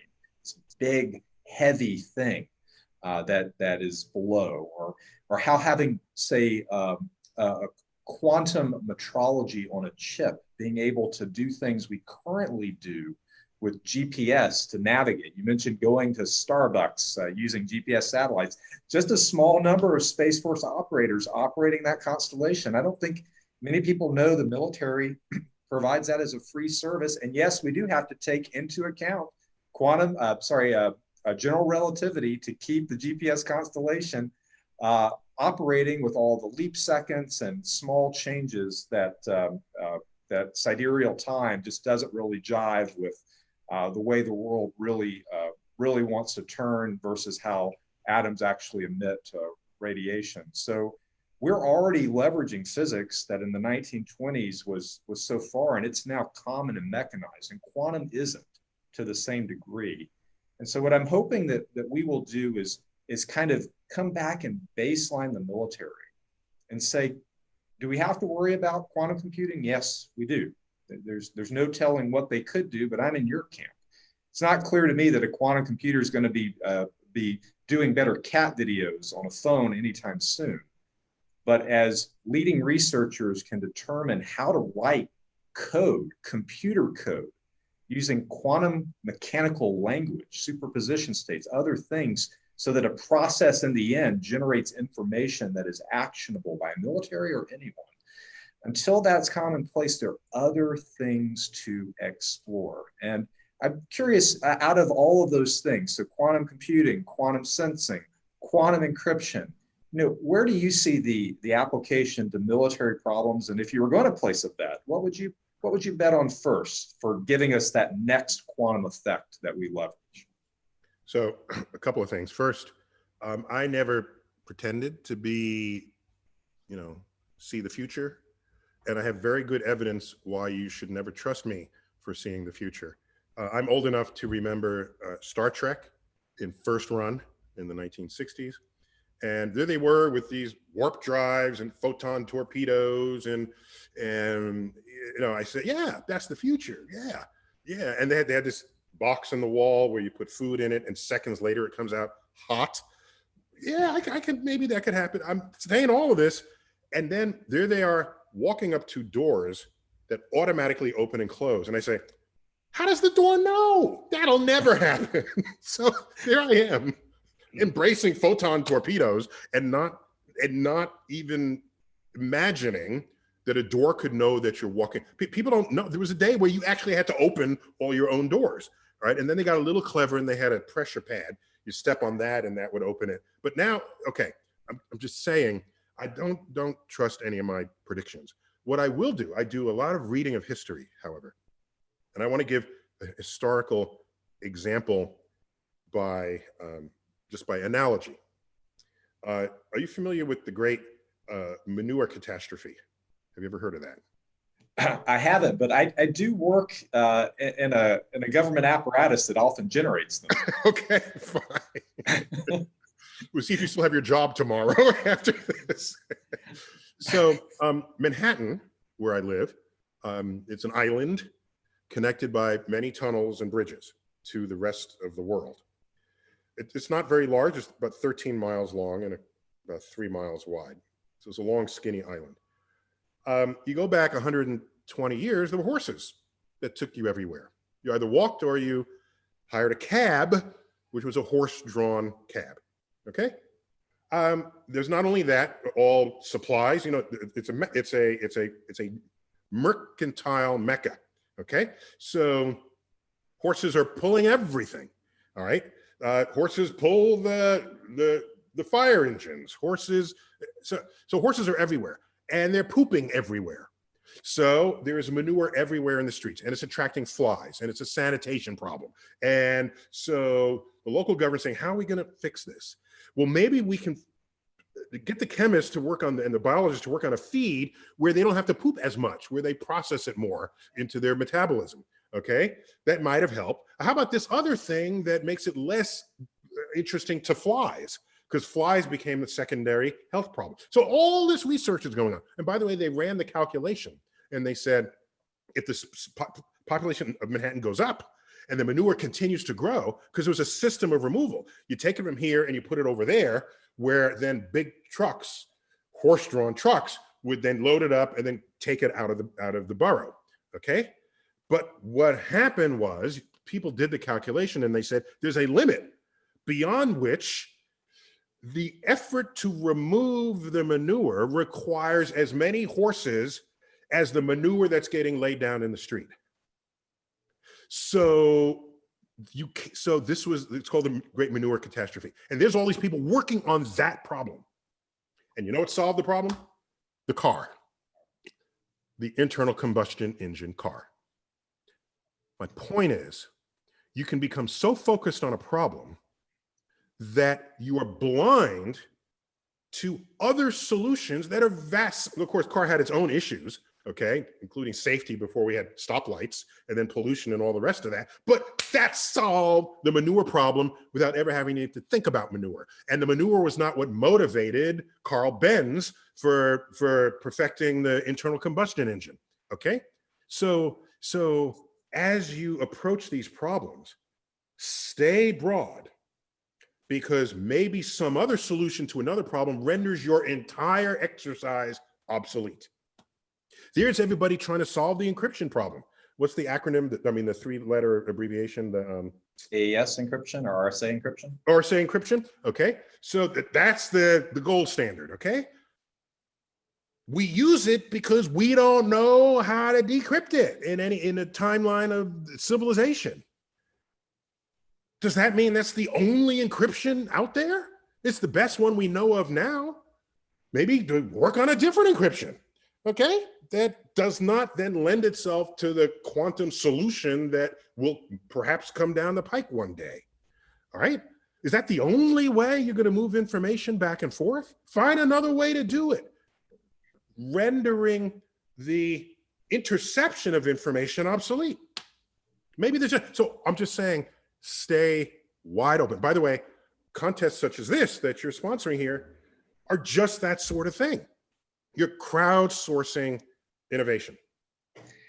I think the advice is a good one. History certainly supports your position that if you decide to buy a crystal ball, it's just going to be an ornament in your house. And I also take the caution from you that if fundamental science and broad research is our #2 priority, then we will inherit a manure problem of one kind or another. I didn't think to take the analogy that far, but if you want to generalize, you don't want a manure catastrophe in the military, right? It would have been fun to calculate that break-even point of where you cannot add another horse without needing more horses to care for it. And I think your point about exploring broad things, we could get over. Wait, I got to interrupt. Wait, so on the subject of horses, can you do something about this, please? If you're gonna, with the Space Force, and you got a thing now, I am tired of reading about rocket propulsion in units of horsepower. Okay, no number of horses will ever ascend Earth's surface. Okay, so don't. Okay, can we evolve past horses in measuring this? Okay, I get it that you measure engines in horsepower, car engines, because cars replace horses. So that was something people kind of understood. But cars don't fly. They're still going horizontally. They're still going forward. So if you have any influence on the Space Force, get people to come up with some other measure of the thrust of a rocket. Okay? I'll take that one on, Neil. Although I do remember as a student, a lot of weird physics problems where you assumed a perfectly spherical cow. So maybe a very well jumping horse perhaps could get us into space. Cool. But Pegasus. I like your, Yeah, how about Pegasus units? How about that? Pegasus units. I like, of course, they need to fly. So I don't know how we're going to get outside the atmosphere. Oh yeah, that gets into the atmosphere. So rocket, Pegasus rocket power. Yeah. We need a purely impulsive. No, you're always one step behind, right?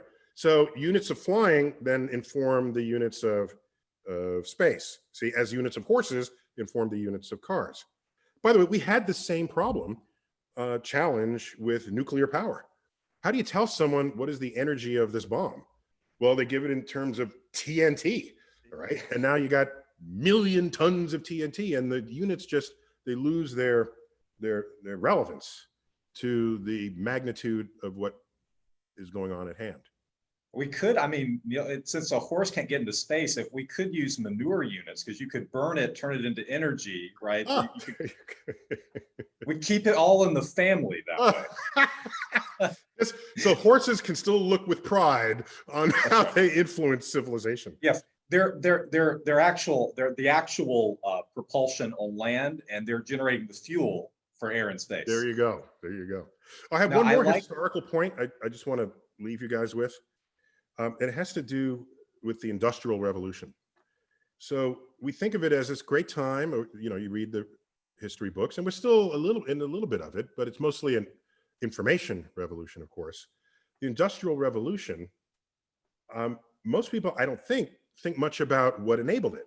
Was it just a bunch of creative people? Yes, you need that, but it's necessary but not sufficient to make this happen. What was going on was physicists were figuring out what energy is, how to represent it, how it manifests, how to convert it from one form to another. This was unknown in the time of Newton. As brilliant as Newton was, you read all his stuff, energy is not a thing that he's working with, okay? Because it wasn't formulated yet. That's early 1700s, late 1600s. You fast forward up into the 1800s, people are figuring out, wait, there's energy going on. I'm boring my cannon with this drill, and the drill is getting hot. In fact, it's boiling the water. How did that happen? Mechanical energy is becoming thermal energy. What's going on? Can I measure this? How much is there? Can I convert it? As the laws of physics and thermodynamics arose, in tandem, clever engineers exploited it. And therein was the transformation of civilization. And the years since quantum physics have, you know, it's been 100 years. And okay, we've only begun to exploit the quantum, but think of the quantum in modern times as energy in the olden days of the 1800s. And look at what it did for civilization over a relatively short period of time, 150 years, transformed us.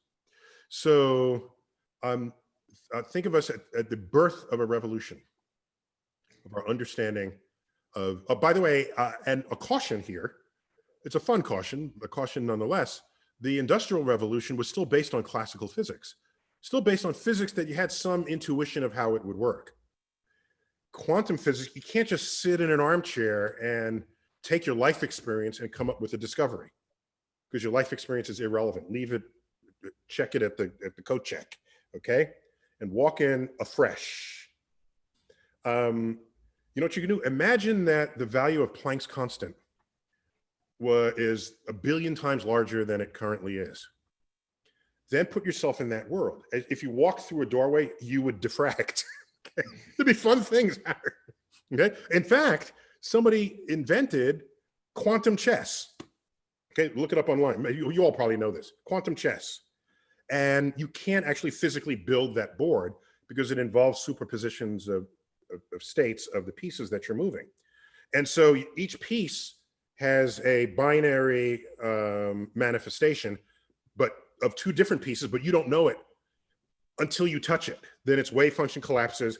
Then it's one of those two pieces. But once you've touched it, you have to move it. It's fun, interesting rules. So there's a whole gaming industry, you can imagine, that would be exploiting the rules of the quantum, which are all fun, and they're spooky only because they're not in our life experience, but they're completely natural to the quantum laws of physics. I might be able to win at quantum chess. Now, as long as I don't look, I really can't be in checkmate, can I? I am with some probability less than 1. I mean, you have to acknowledge that you're in checkmate in order to lose the game. Is that how you? That's first rule to working in the government is always look for the bright side. So Neil, I think the thing we're hoping to do is really within the Air Force and Space Force, and I will take on that, why are we doing rocket power to space? So, for all tuning in, if you've got an idea about how to measure it, these are the kinds of things, though, I think that do make people think differently. Why are we still measuring something with an antiquated system that actually can't achieve the domain in which we're flying, that is space? But I serve on a recently conceived board of the Pentagon, the Defense Innovation Board, and we first met. Oh, that's right, and we are we're tackling. We issue reports back to the Secretary of Defense or anyone who asks in the Pentagon. But we, to the extent that quantum matters, we're there for you to help get that through. Whatever, I don't know if it's still called red tape, but whatever bureaucratic inertia, resistive inertia rather than propellant inertia exists out there. So I'm on your side here. I appreciate it, Neil, and I'll definitely take you up on that. What I hope that we'll get out of this event are a lot of ideas that are spooky, though we shouldn't call the science spooky anymore. I hope that we get some things that our investment creates new areas of research and new phenomenology. But I also want to provide the connection to where the science can transition into engineering. We start by being educated in simple machines, the lever, the wheel, the pulley, but quantum mechanics provides some very new machines that have no analog into the machines that built the Industrial Revolution or the physics that undergirded it. And so I know that if we don't get the engineers, the appliers involved, that the demand and resource that we need to keep putting into fundamental science is easy to let up on, because the pragmatist of the world, you're only one potential leadership change away from having a pragmatist in this job, whereas right now you have a scientist and coming in and saying what you opened with. What's the value of this? Why should we invest in fundamental And I hope science? that I was helpful in that regard. Like I said, people who are applying for this grant money are surely more fluent in the quantum that they care about than I could ever be. But to the extent that I could add and help with context, I was delighted to participate. But are people with questions? Is there a way for questions to flow into this? Yes, there are. So thank you very much, Dr. Roper and Dr. Tyson, for just an awesome and inspiring talk, and so many great things to think about there, especially from our perspective. Especially manure was the top one. You went there, I didn't, sir. So we've lined up some special guests, really talking about the next generation here. So I think you're really going to enjoy these questions that we've gotten in the last week or so. And let me just start with the first one. So we have Stephanie Yoshida. She's a senior at Punahou High School in Honolulu, Hawaii.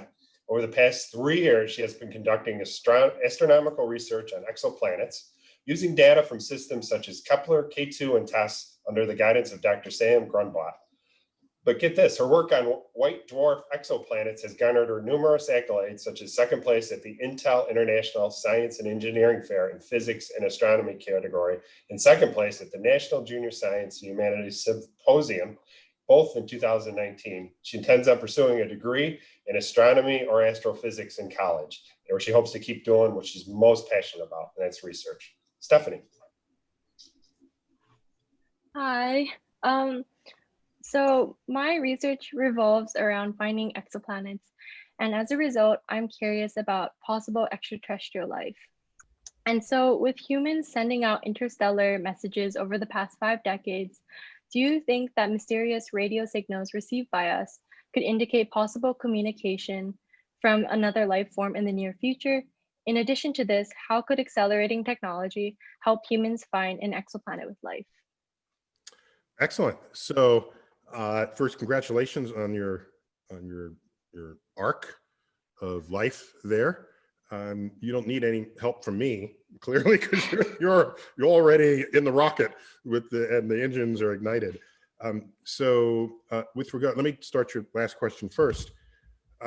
With regard to best ways of detecting life, if we're not going to, life at all is not necessarily sending us radio waves trying to talk to us. Life could be microbial. And so I think the future of the search for life in our field is the search for biomarkers. So if you have a planet that transits across the face of its host star, then light from that star will actually pass through the atmosphere of the planet before it reaches us.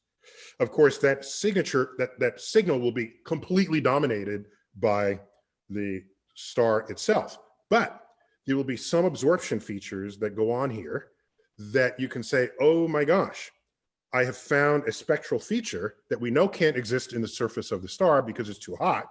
And this feature we know is a product of life as we know it, such as oxygen or methane.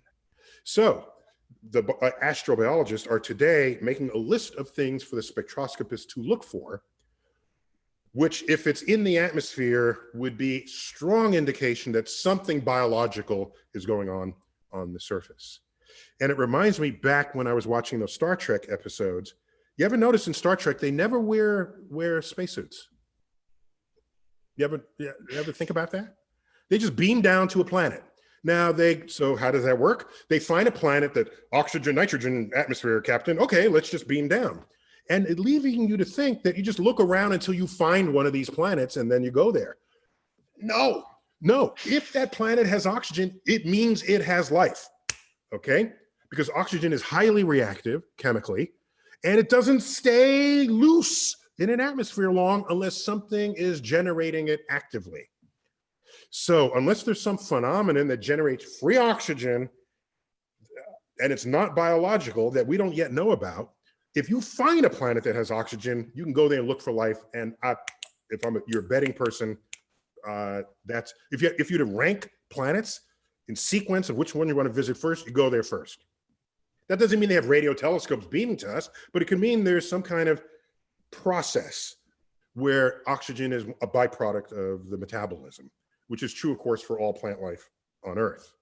As far as your first question was with exoplanets, what was the first? I just dealt with the second half.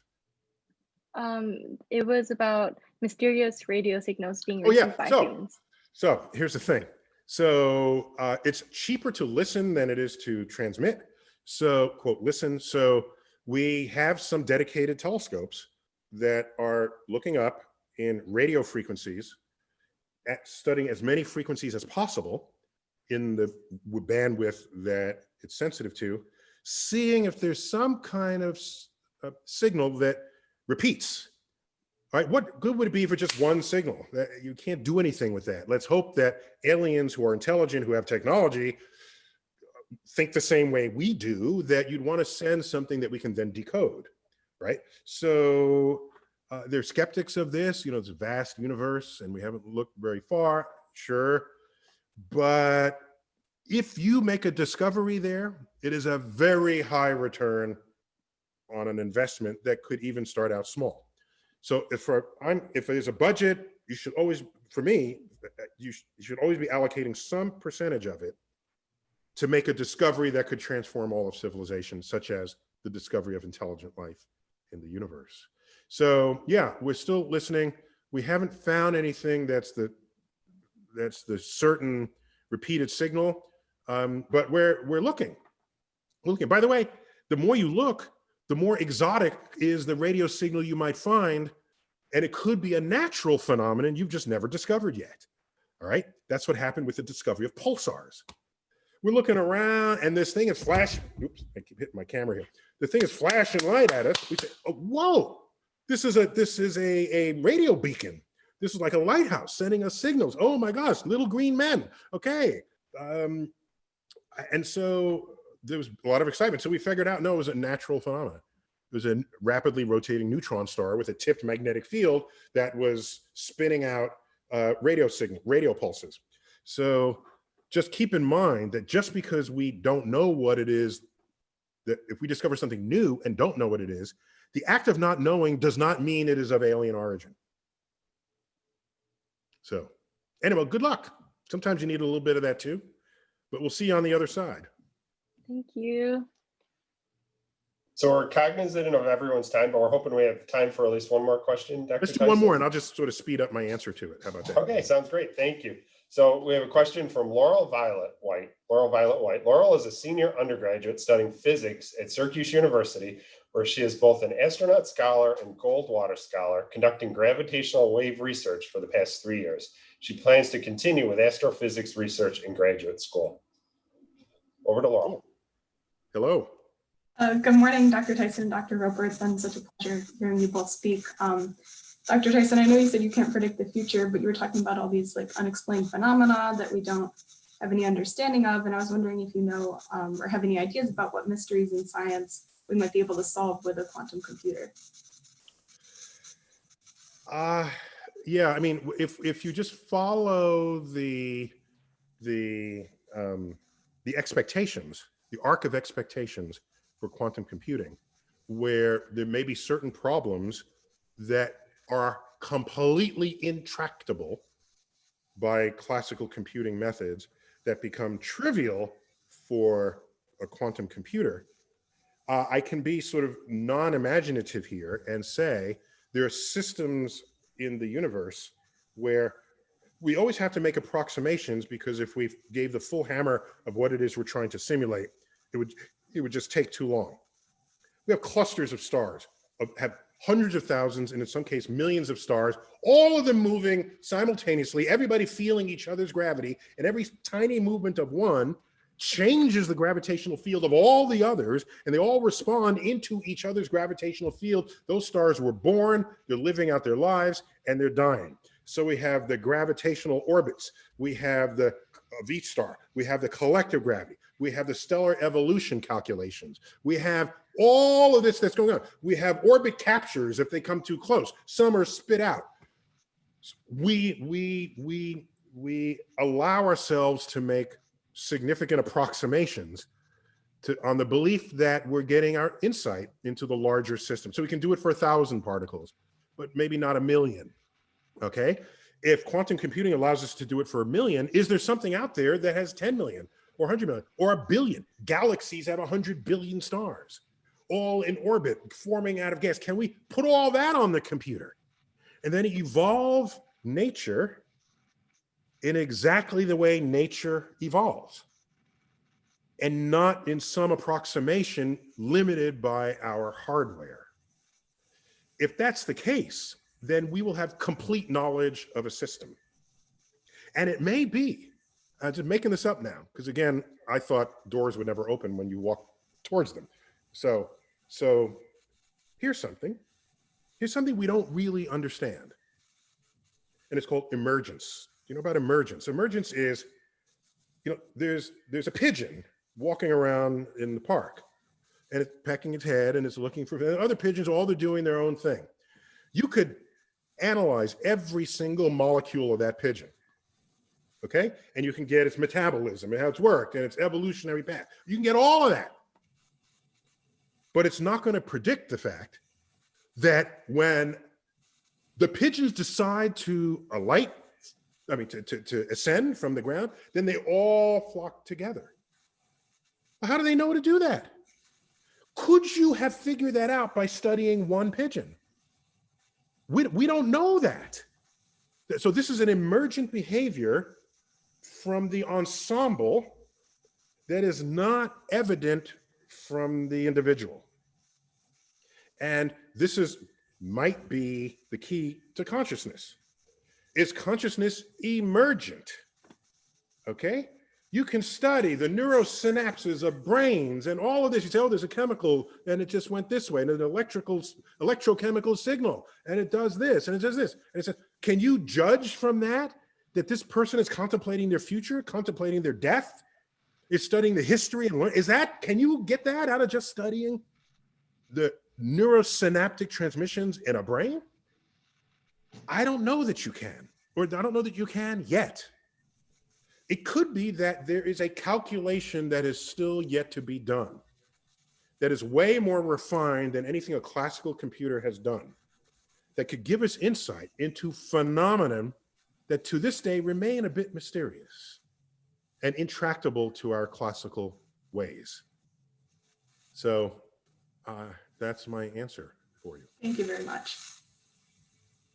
Thank you, Laurel. And once again, Dr. Tyson, Dr. Roper, thank you so much for your time today. It was a true honor to have you here. I'd like to turn the floor over to you for some wrap-up comments, both of you. Oh, I don't have I make sure every comment that I give is like a wrap-up comment, because I never know when you're going to end. So, Neil, we will change the agenda. I mean, we could listen to you talk about here's what I'm saying. Nearly every field of science, and I think that just that speaks to the enthusiasm that the Air Force and Space Force and the nation should have for science, not just because of practical reasons for what it has done to our nation and all nations, but just because of the allusion you made about the car solved the problem. It was not related to the problem it solved in Manhattan, but someone was working on it just merely because it was a new area of research. And with so many areas of physics, we've talked quantum here, but materials are very interesting right now. Nanomaterials, synthetic biology, gene editing. There's so many new things that if I were going back to school now, I might not do string theory a second time, though I do love living in more dimensions than just the four that are common. Don't complicate things. Yeah. Don't put me in 11 dimensions or whatever. The theory does come with strings attached. Literally, in this case, you have to have those extra dimensions, and so you just learn to love them. Yeah, I get you. One, I think an important point here is, I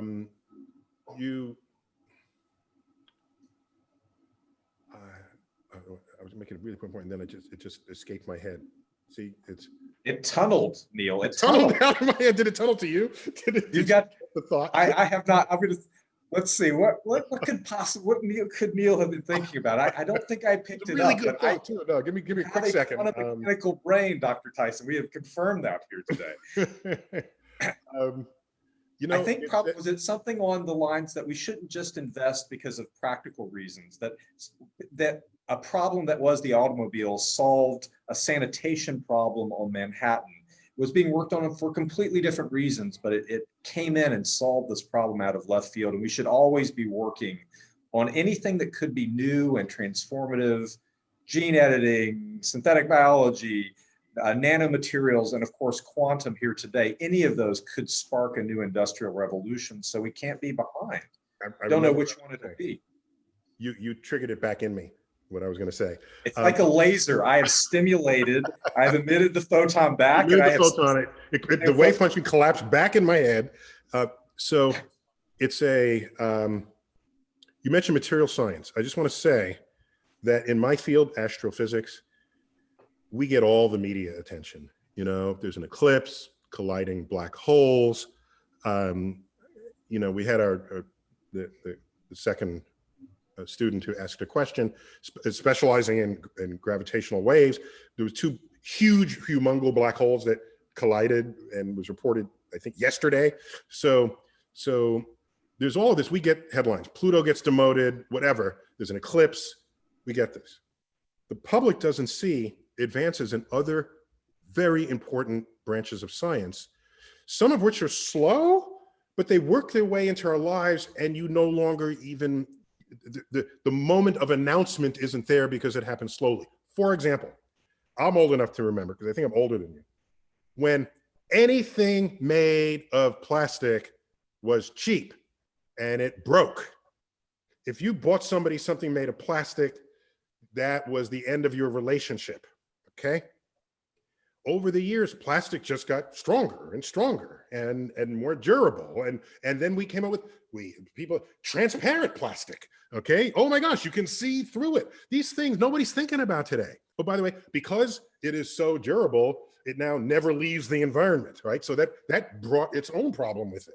What I'm saying is that material science is the silent transformer of our world.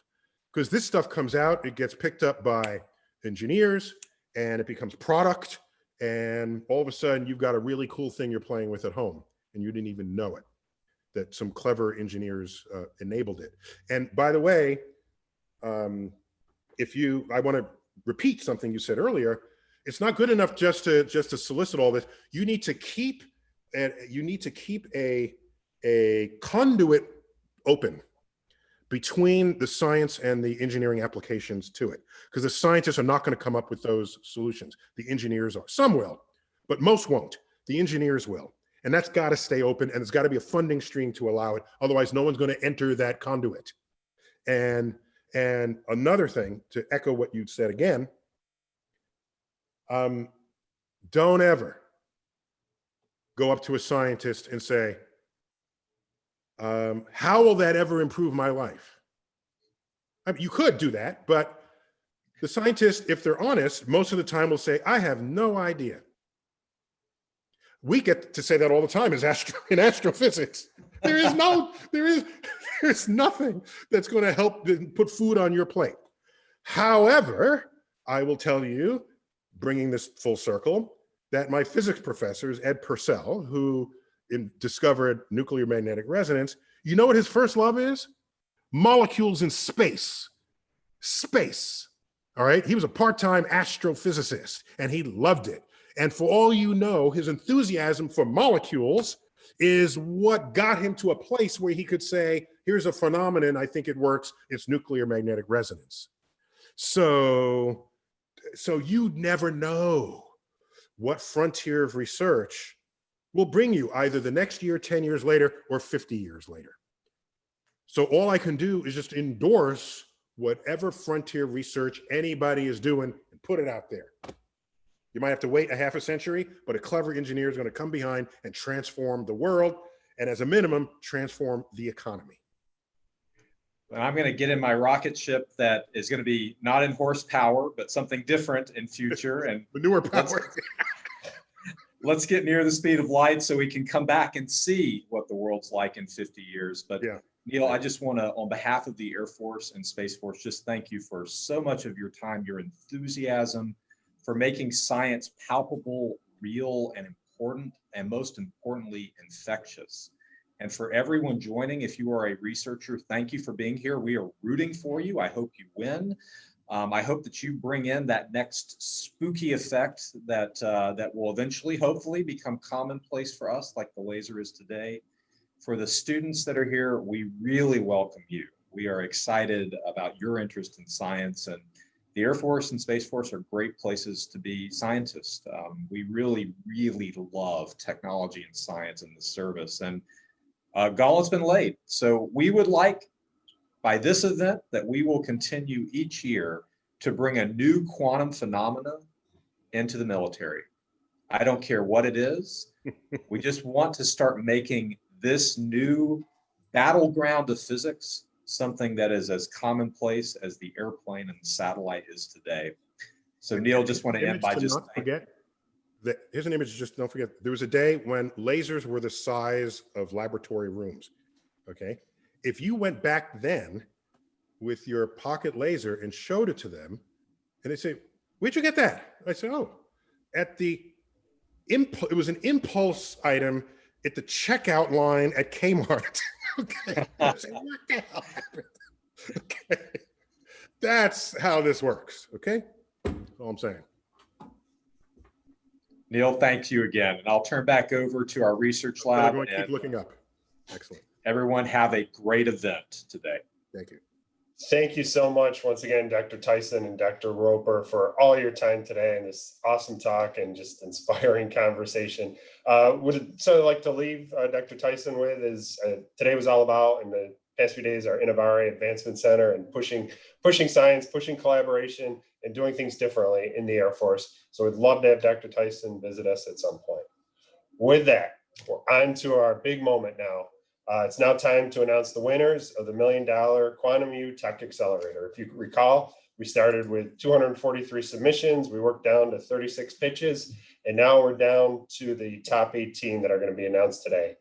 The winners will be announced by 3 special guests today, and they are Dr. Sherry Walsh, Director, Air Force Office of Scientific Research, Rear Admiral Lauren Selby, Chief of Naval Research, and a very special guest who just joined us in person today, Dr. Richard Joseph, Chief Scientist, United States Air Force, who will be joined by Colonel Lawrence.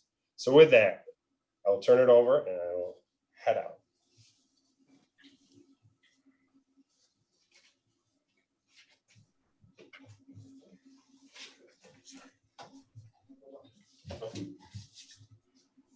Great to introduce our Chief Scientist, Dr. Joseph, who's a special last second addition.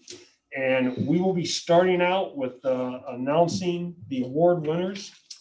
First one, Paulo Pintus, University of California, Santa Barbara, USA, for his poster in computing titled Ultra Low Power Magneto-Optic Devices for Quantum Computing.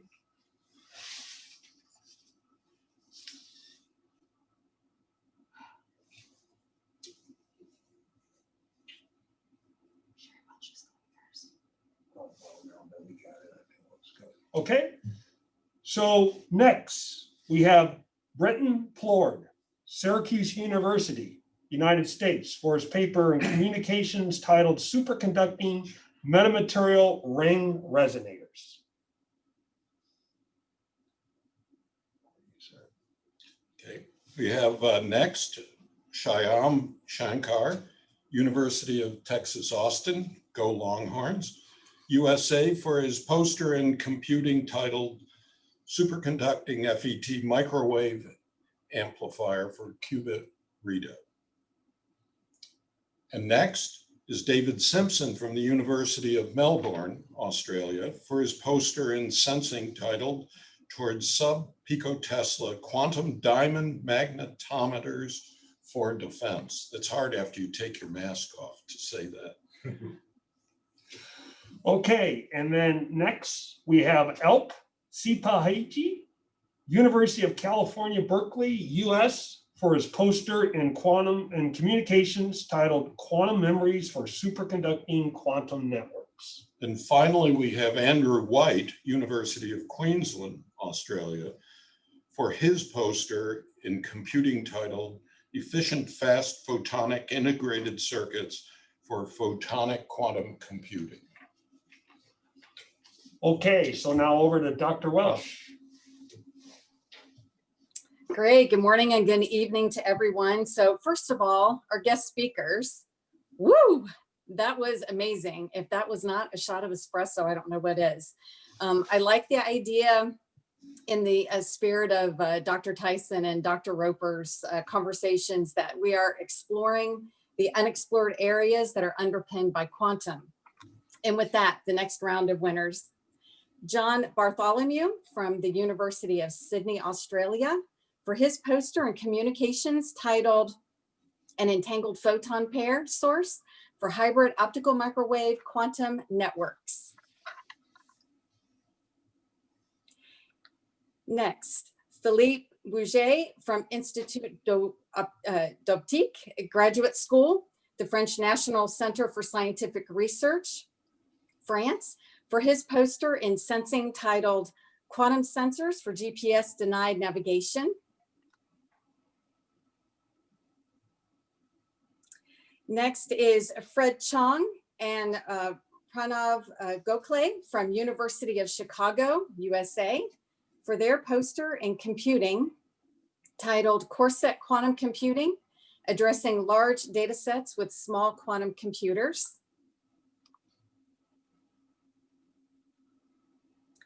Next is John Close from the Australian National University for his poster in sensing titled Advanced Quantum Control for file deployed, strap down, quantum augmented inertial navigation.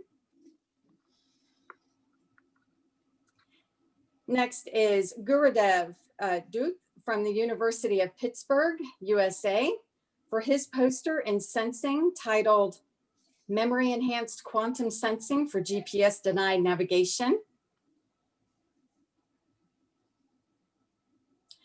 And next, Nicolas Grandjean, Swiss Federal Institute of Technology, for his poster in timing titled Integrated Blue Laser and Optical Frequency Comb for the Next Generation of Lattice Clocks. Congratulations.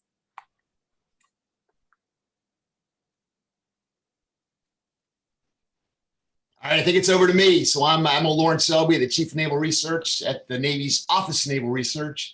And Dr. Welch, that shot of espresso, I thought Dr. Roper and Dr. Tyson were about to go critical. I mean, it was awesome. I was actually trying to resonate with them from here watching the event. And I wanted to time it a few times as well. Yeah, it was a fantastic event. So I'm honored to be a part of this event today and be a part of the collaborative team that's helping to try to solve some of these quantum challenges for the United States. And for the world, quite frankly, because these problems are common to all of us. And I think these solutions will, in fact, transform the world going forward. So it's really exciting stuff. So with that, I'm just going to go to the first awardee here, Jason Jones from the University of Arizona here in the United States, for his poster in timing titled 2-Photon Rubidium Optical Atomic Clocks. Congratulations, Jason. And the next winner, Tobias Kippenberg from the Swiss Federal Institute of Technology in Lausanne, for his poster in communications titled Megawatt Optical Conversion using Hybrid Integrated Photonics with bulk acoustic resonators. If you go to the next slide, I don't see his slide yet. Okay, there we are. There we are. There's Tobias. Congratulations, Tobias.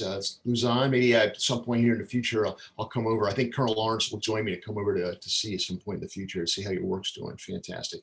Next awardee is Shimon Kolkowitz from the University of Wisconsin-Madison in the United States for his poster in timing titled Reducing Optical Lattice Clock Swap, Space Weight and Power, Swap Requirements while Improving Accuracy with Precision Rydberg Spectroscopy. Congratulations. Next awardee, next slide please, is to Paul Kwiat from the University of Illinois of Urbana-Champaign in the United States for his poster in sensing titled Auto Second Measurement via Quantum Enhanced Interferometry. Congratulations, Paul. Next slide. Okay, Marco Longchar from Harvard University here in the United States for his poster in communications titled Quantum Enabling Technologies to Support Communication and Networking, Frequency Domain Quantum Communications using Electro-Optic Photonic Molecule. Congratulations. And the next slide. To Kevan Modi from Monash University in Australia for his poster in computing titled Mitigating Correlated Noise in Quantum Machines. Congratulations, Kevan. And congratulations all the award winners. Fantastic. So I'd like to say special thanks again to Dr. Welch and Admiral Selby, huge teammates as far as putting this event together. For all the winners out there, again, all the participants I feel were winners. And as I said earlier today, I feel there's other ways that we can collaborate, even if you didn't win one of the awards. And I do also want to say that for those that did win, you're very lucky that Admiral Selby did not join the competition, because knowing his understanding of quantum when we were at graduate school together, he would have probably been a winner. So you were just lucky that he was on the sponsor side. But it was still a wonderful opportunity, and I'm honored that Dr. Joseph can give a few closing remarks. Or to Dr. Joseph. Yeah, I want to thank the organization for asking me to once again in the quantum area to do a little qubitzing. It was a good experience, but I really felt in the panel that I was on, timing at least, that everybody should have gotten support. And after the conversation between Dr. Tyson and Will Roper, I'm going to ask Will to open his wallet and put a little bit more electricity behind this topic area. So thank you very much. I think the very high quality submissions, and I wish everybody good luck in the future on this. Let's keep this going. Thank you. Thank you, Steve.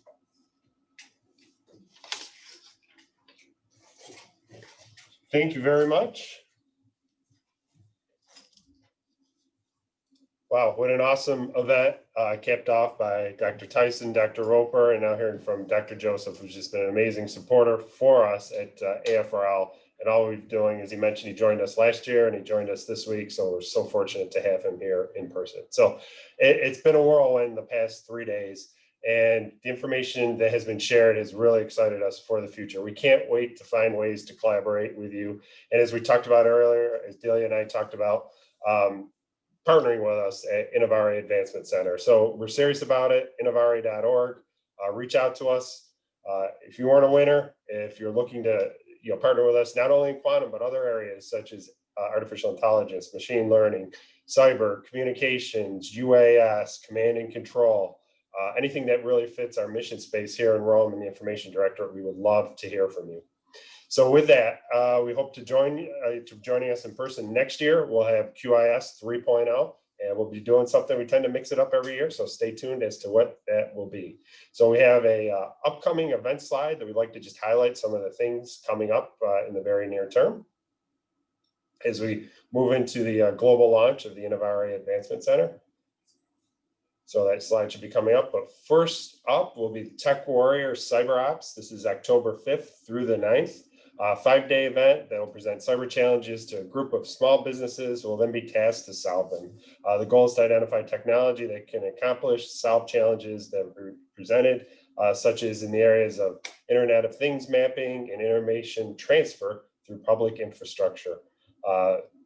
Here we're looking to push the limits of promising new systems by allowing companies to demonstrate them in a relevant setting. And it offers small business the opportunity to embed their technology in an environment that stimulates actual field conditions. And then you get feedback on their technology from a variety of Air Force stakeholders.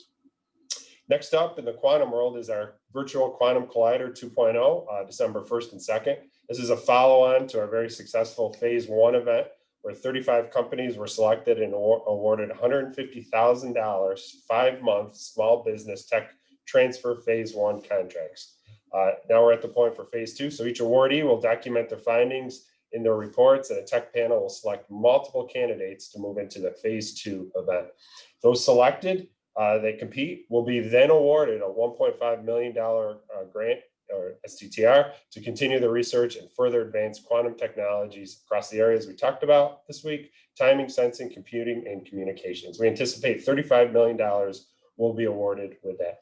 And then we also have some special panels we're putting together for that, where we'll be talking about workforce development and supply chain in the quantum information science area. So please join us for that event. Trustworthy and AI, trustworthiness in artificial intelligence, October 2020.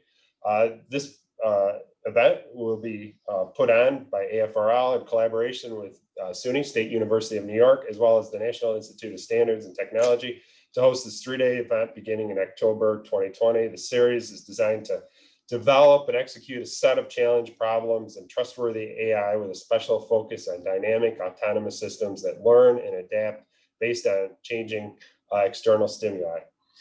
Finally, NSA-2 Accelerator. AFRL and the National Security Innovation Network, or NSIN, are partnering to hold a university technology transfer event that will explore foundational AI challenge areas for the rapid development and accelerated deployment of new solutions to operationally relevant defense applications. So again, thank you so much for your attendance, your active participation, your submissions in the white paper process. We look forward to getting together again, and a huge shout out to our entire team who has put this on for us. Certainly our partners across AFRL, our partners in the Air Force, our partners in Air Force Office of Scientific Research, and of course the Navy. We wouldn't be here without the Navy, without Admiral Selby's active participation. And finally, from a personal perspective here in Rome, we could not have done this without the great support we've gotten from NICE-Tech, from the Griffiths Institute, and the SUNY Research Foundation. So thank you very much. We now have a video to end with.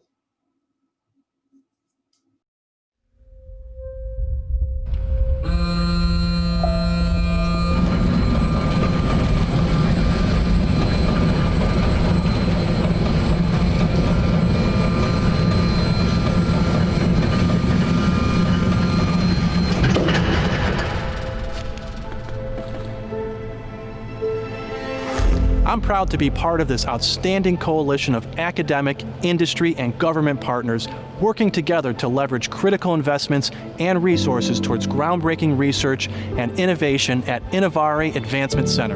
And I applaud the unique collaboration of our Air Force and Navy to join forces with the State University of New York, NISTech, and the Griffith Institute to drive global collaboration in this new and innovative way. Rome, New York is proud to be the home of the Air Force Research Laboratory Information Directorate and Innovare Advancement Center. And I welcome all of you to be part of our vision to convene the best and the brightest in academia, government, and industry in an open and collaborative environment to produce game-changing technologies. The Air Force Research Laboratory Information Directorate welcomes you to the Innovare community, our launchpad for creative collisions among the international research community. The Air Force Research Laboratory launched the $1 million International Quantum U Tech Accelerator in partnership with the Air Force Office of Scientific Research and Office of Naval Research because we are focused and we are motivated, and we know you are too, to accelerate the achievement of quantum breakthroughs that can elevate our game in the air, on land, at sea, and space, and cyberspace. Innovare Advancement Center here in Rome, New York is your runway to the world. A world in which the top scientists, engineers, and entrepreneurs are joined by a focused drive to converge our resources to tackle the world's greatest challenges and capture our greatest human opportunities in artificial intelligence, cyber, quantum, and autonomy as we elevate the next generations of talent and technologies that will shape our future world.